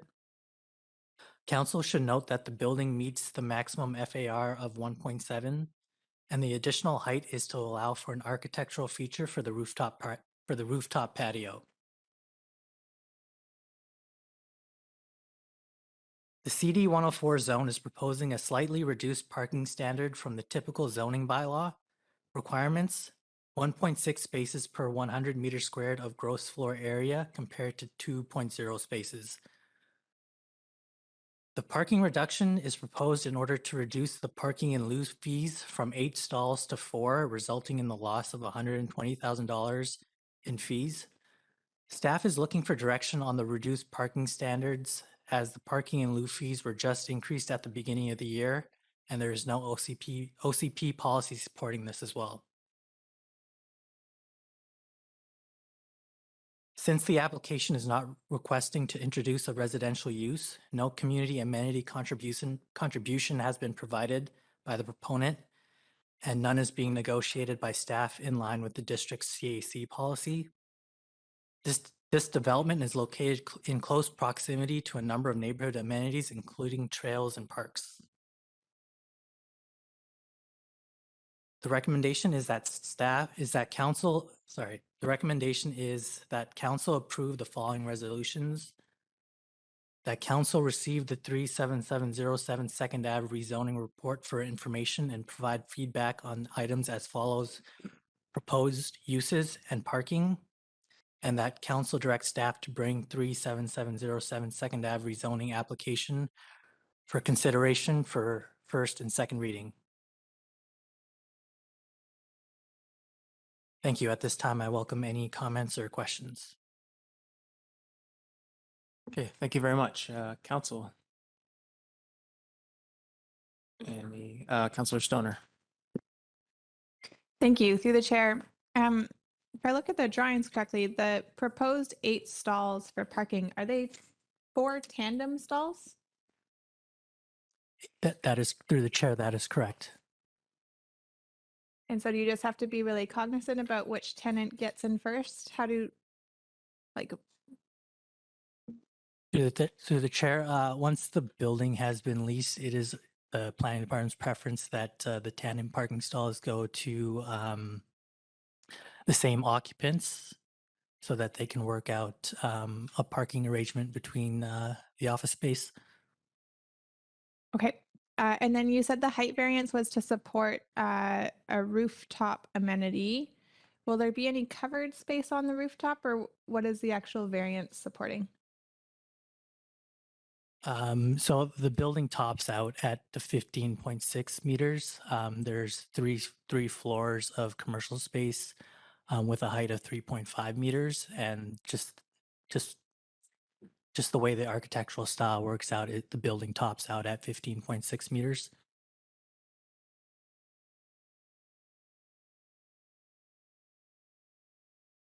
Councillor French.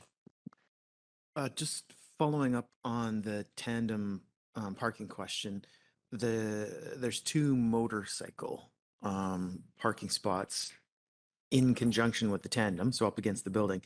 Do those 2 motorbike stalls count as 1 parking spot? Through the chair, so in our zoning bylaw, each motorcycle parking stall counts for 0.5 parking spaces, and you are allowed to build up to a maximum of 0 or 5% of the total parking spaces required. Okay, thanks. Mayor Elliott. The proponent makes the argument that our parking regulation sometimes encourages lot consolidation versus small lot development. And so this is their argument for making parking accommodations on the smaller lots. I wonder if staff can add their thinking on this, whether we've got gap in sort of how we consider parking from small lot to large lot, or whether we've got a pretty standard and workable policy to buy out commercial parking spots. Through you, Chair, the parking requirements are not affected essentially by the size of the property. And the same with the parking needs. You know, the building is going to have parking needs based on the tenancies in that building. Bigger lots obviously have an easier time providing parking on multiple levels. So if you need ramping up, you know, that's much easier to do on a bigger lot than it is on a smaller lot. But you know, in this situation, this is a single level arcade. It probably wouldn't make much economic sense to provide a second story of parking here. But we do have a bylaw that you know, allows for cash in lieu in these cases. So that's why, as Mr. Praha mentioned, you know, we have no policy to support the approach that's being proposed right now.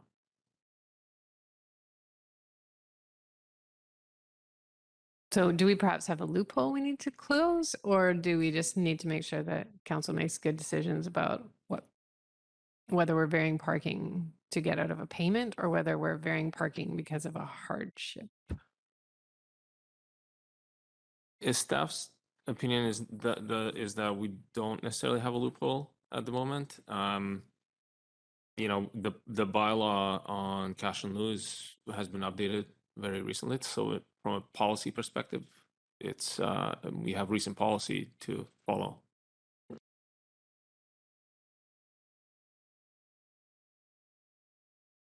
So I will try some questions, not seeing any hands. It allows beverage manufacturing, and there's been talk about a patio. Does this mean then, and actually with any of the uses, but that one in particular jumps out at me, is that a possibility then to have a public restaurant, eating space, tasting space, some sort of public venue on the roof? Through the chair, yes, that is a possibility. Okay, and are they proposing a no gas covenant? Through the chair, yes, we have discussed a no gas covenant on the property. Okay, thanks. And then in terms of end of trip facilities and bike storage and so on, like if there's not much parking for vehicles there and they're wanting to not pay the parking in lieu fees, are they at least offsetting that with more end of trip or any of that sort of thing?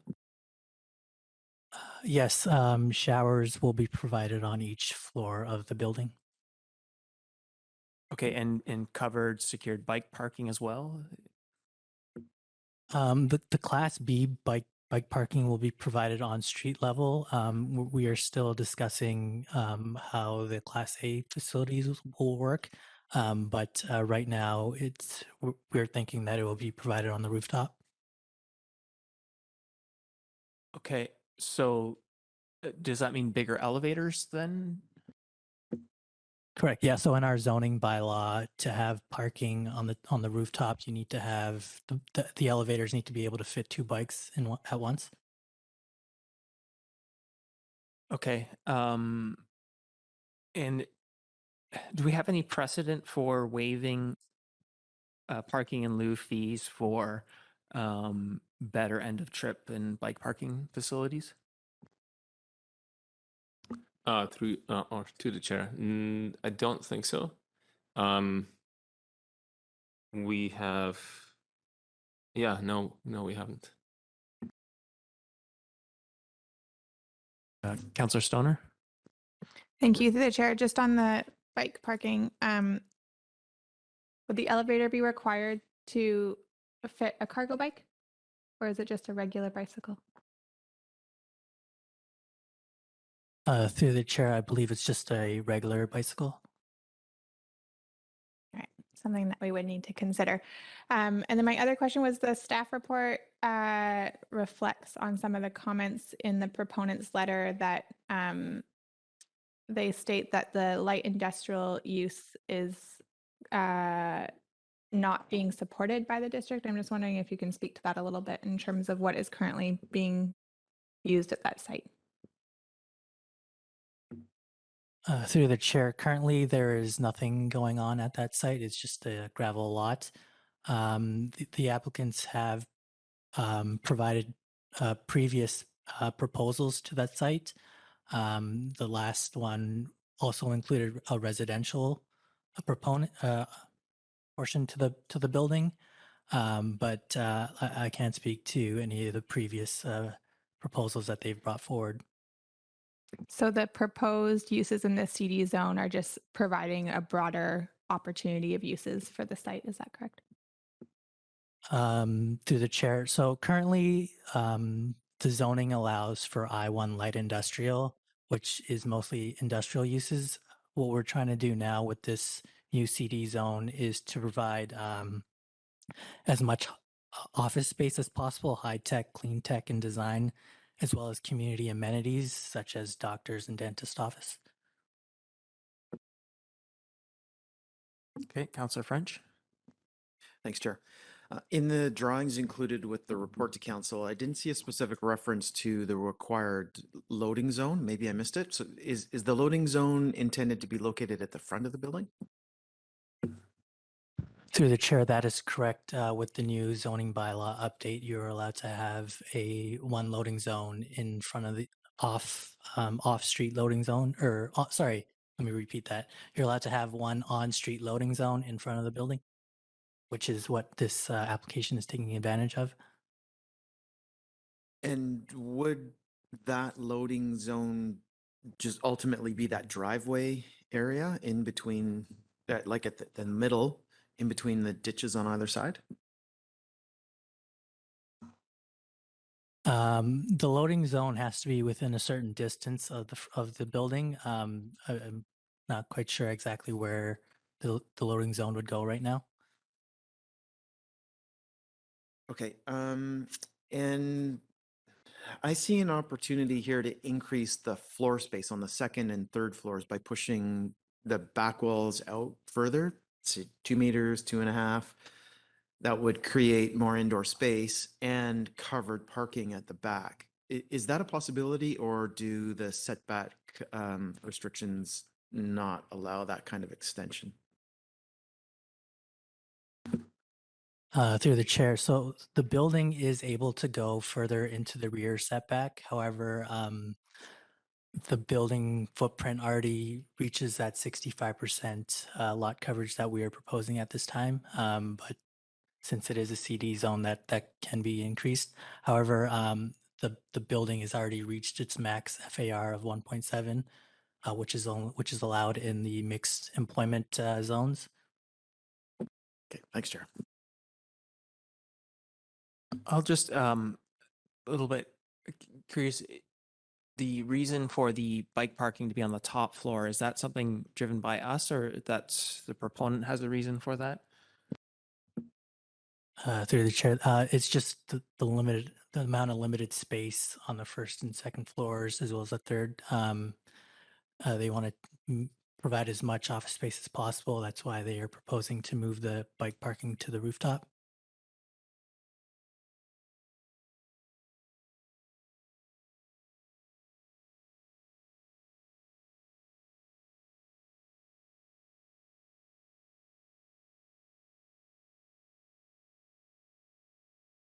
So it looks like we are looking for feedback specifically on proposed uses and decrease parking requirements. I wonder if we want to try and give our feedback, Mayor Elliott. I don't have a problem with the proposed uses. I think we always wanted that area to be an eclectic mix of forms. And we do know that we need office space. So I'm comfortable with that, and comfortable with the roof space being used creatively. Just want to confirm, sorry, that first floor has a higher ceiling height for light industrial potentially, or no? Through the chair, all three floors have a ceiling height of 3.5 meters. And in terms of the decreased parking requirements, hey, I'm happy to waive parking, but you get to pay for the privilege to do that right now. And that's where I sit. And we can use that to implement a paid parking plan or put it towards active transportation or what have you. But that's why we have the bylaw. So people can buy out their commercial spaces and provide end of trip facilities and make it work. So I'm not really inclined to accept the lower parking requirement, but I am prepared to accept using our cash in lieu bylaw. Okay, Councillor Stoner and then Councillor Race. Thank you. Through the chair. I too don't have any concerns with the proposed uses. Is very happy to see a 100% employment use space come forward. I think that is greatly needed. And I think the uses will provide a lot of flexibility to potential tenants or owners in this building. I too am not supportive of the proposed parking reductions. I think, as Mayor Elliott said, we have a bylaw that provides direction on if you want to buy out a certain amount of parking spaces, you can do that, but it comes with a cost because it allows us to provide other facilities to our community to help offset that potential impact, whether it's active transportation, so on and so forth. I do also have concerns about the proposal of bike parking on the roof. I think that makes it more difficult more generally. And so just a note to the proponent that I would rather see greater end of trip facilities on the ground floor where they're accessible to everybody from the building. Thank you. Councillor Race. Thank you. I'm also okay with the possible uses. I don't have any issues with those, and I think that fits into that neighborhood quite well. For me, variance of parking, well, variance is generally, and I don't recall the exact wording of the legislation, but the word hardship comes into it. And for me, variances are given where there's site constraints that prevent sort of meeting bylaw requirements or zoning requirements. And I don't see that here. The idea of using a variance to avoid paying fees to me is just not, it's a non-starter. So I would not consider a variance for parking in this circumstance. Councillor Herford. Thank you. We'll start with the parking variance, I guess. Yeah,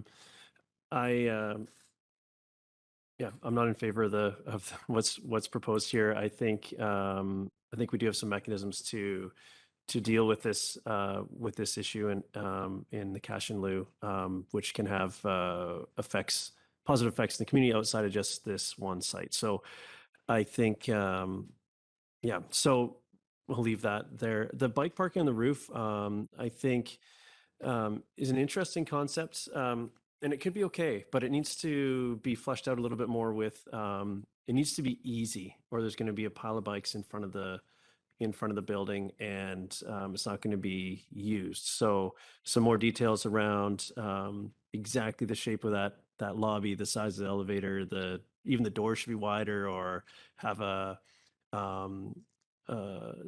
auto opening to make sure you don't have to wrestle through, and it can be easy. So I'm open to that being the solution, but I'd like to see more of that as far as what it's going to look like, the exact path someone would take to do that, and what steps were specifically taken to make it easy, not just, oh, we've allotted a bit of space on the roof for that, but how are we actually going to direct the people and their bikes there. Maybe there's something where if that's exceptional in some way, there could be a discussion around some sort of parking. I'm open to that, but as presented, I'm not supportive of that of this direction. But the uses I'm good with, and those are really the two pieces. So, but uses are fine. The parking bit needs some work. Thank you.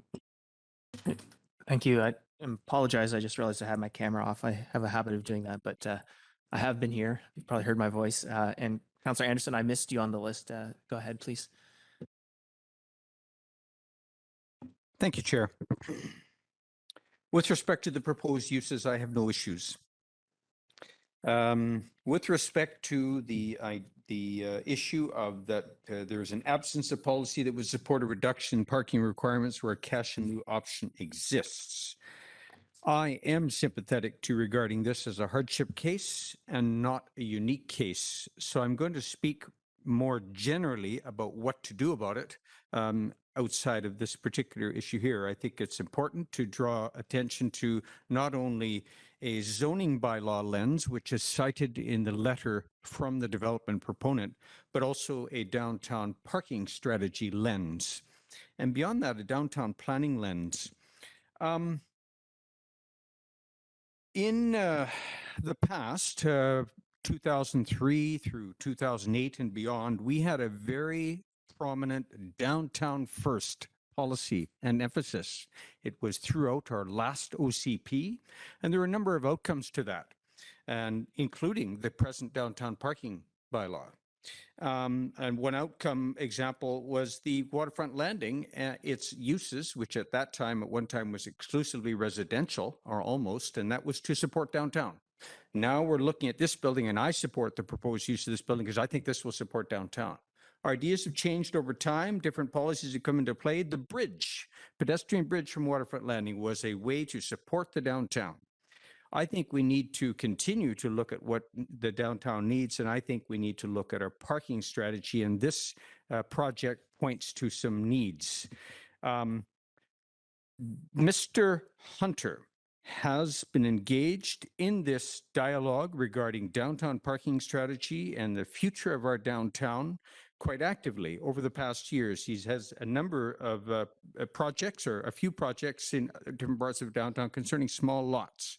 We all may have seen his correspondence, and I think that what his thoughts are more than as a property developer perspective, but he's also looking, I think, in a more blue sky thinking for the downtown, and I think we need this. So I think that whatever we do with this proposal, we need to look at our parking strategy from a broader perspective. Mr. Hunter has pointed out in his letter how many total lots in downtown south are small 50-foot wide parcels, 44, he claims, and there are more in the rest of downtown. I think, as I said earlier, it is a hardship case and not a unique one, and our response needs to look beyond this proposal that's in front of us to our downtown strategy and see where small lot development fits in. It is unfortunate that we never did complete a downtown neighborhood plan. We started in 2005 with some charrettes. We went back to a formal plan in 2008, put it on the shelf.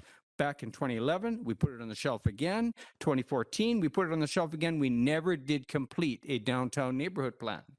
And I think that the issues such as small lots and their fate, what is the best for the downtown as to how these evolve or what to do with them evolves, our parking strategy, these could be issues that we could address appropriately in that broader perspective of a downtown neighborhood plan. But we definitely need to address it in a parking strategy. I don't know the terms of reference of the presently proposed parking strategy that will be underway before long, but I do think that this is a hardship case that is not unique, and we need to confront the issues of small lot development for the overall health of our downtown. I'll leave my comments at that. Thank you. Councillor French. Thanks, Chair. All the proposed uses I think are appropriate, broad enough in nature that I don't think any uses need to be added. Clearly, the parking requirements for this lot are complicated. There's just no way around the fact that it's a small lot and parking is a challenge. This design will see the creation of 5 tandem parking spaces and 2 motorbike parking spots that will be awkward. There's no doubt about it. Despite that, though, I support collecting cash in lieu for the parking situation. Okay, thank you. Add my own 2 cents. I think the uses make sense, especially with the no gas covenant in place, and that was a detail that was missing for me. You know, a big proponent of not planning our future around cars and around tons of parking where there's lots of trade-offs. But was having trouble seeing the sort of cost benefit here. And so the no gas covenant is an important piece of that to me. But I think we do need to rethink bike parking on the top floor. I agree with some of my colleagues that I think that adds a fair bit of friction to using a bike. And when we're adding that friction plus very little parking, I think supporting reductions in parking has to go hand in hand with making it easier not to use a car. And so that piece I think is missing. So I would be open to looking at even the lot coverage if it means getting your bike parking on the first floor or on at least the floor you're working, so you're not having to go up and then down, coming and going to work for most of the floors in the building. So I think that is a key element. And I think too, politically, I've found myself, it's a bit of a challenge shifting the mindset around parking. And so I think my thought to the proponent at this case is, if we are looking to move the needle on parking, which I think is important, we have to have a very clear justification of how this fits. And future parking strategies may be part of that. But if a developer is asking for not to pay cash fees in lieu when we actually have policy to allow reduced parking.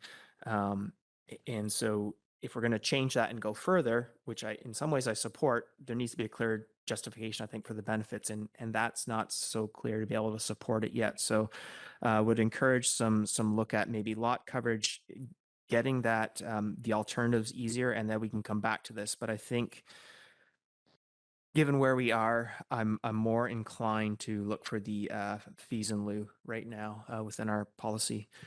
So are there any more hands? Not seeing any. Staff, is there any more feedback you would like? No, I'm good at this time. Okay, so we have a motion before us. Okay, Councillor Stoner moves, Councillor French seconds. Any discussion? Seeing none. Anyone opposed? Motion carries. Thank you. So I would like a motion to close. Councillor Herford, second by Councillor Race. And opposed? No, motion carries, and we are closed. Thank you. Oh, okay, and it will recess for 15 until 2:50. We're back on time.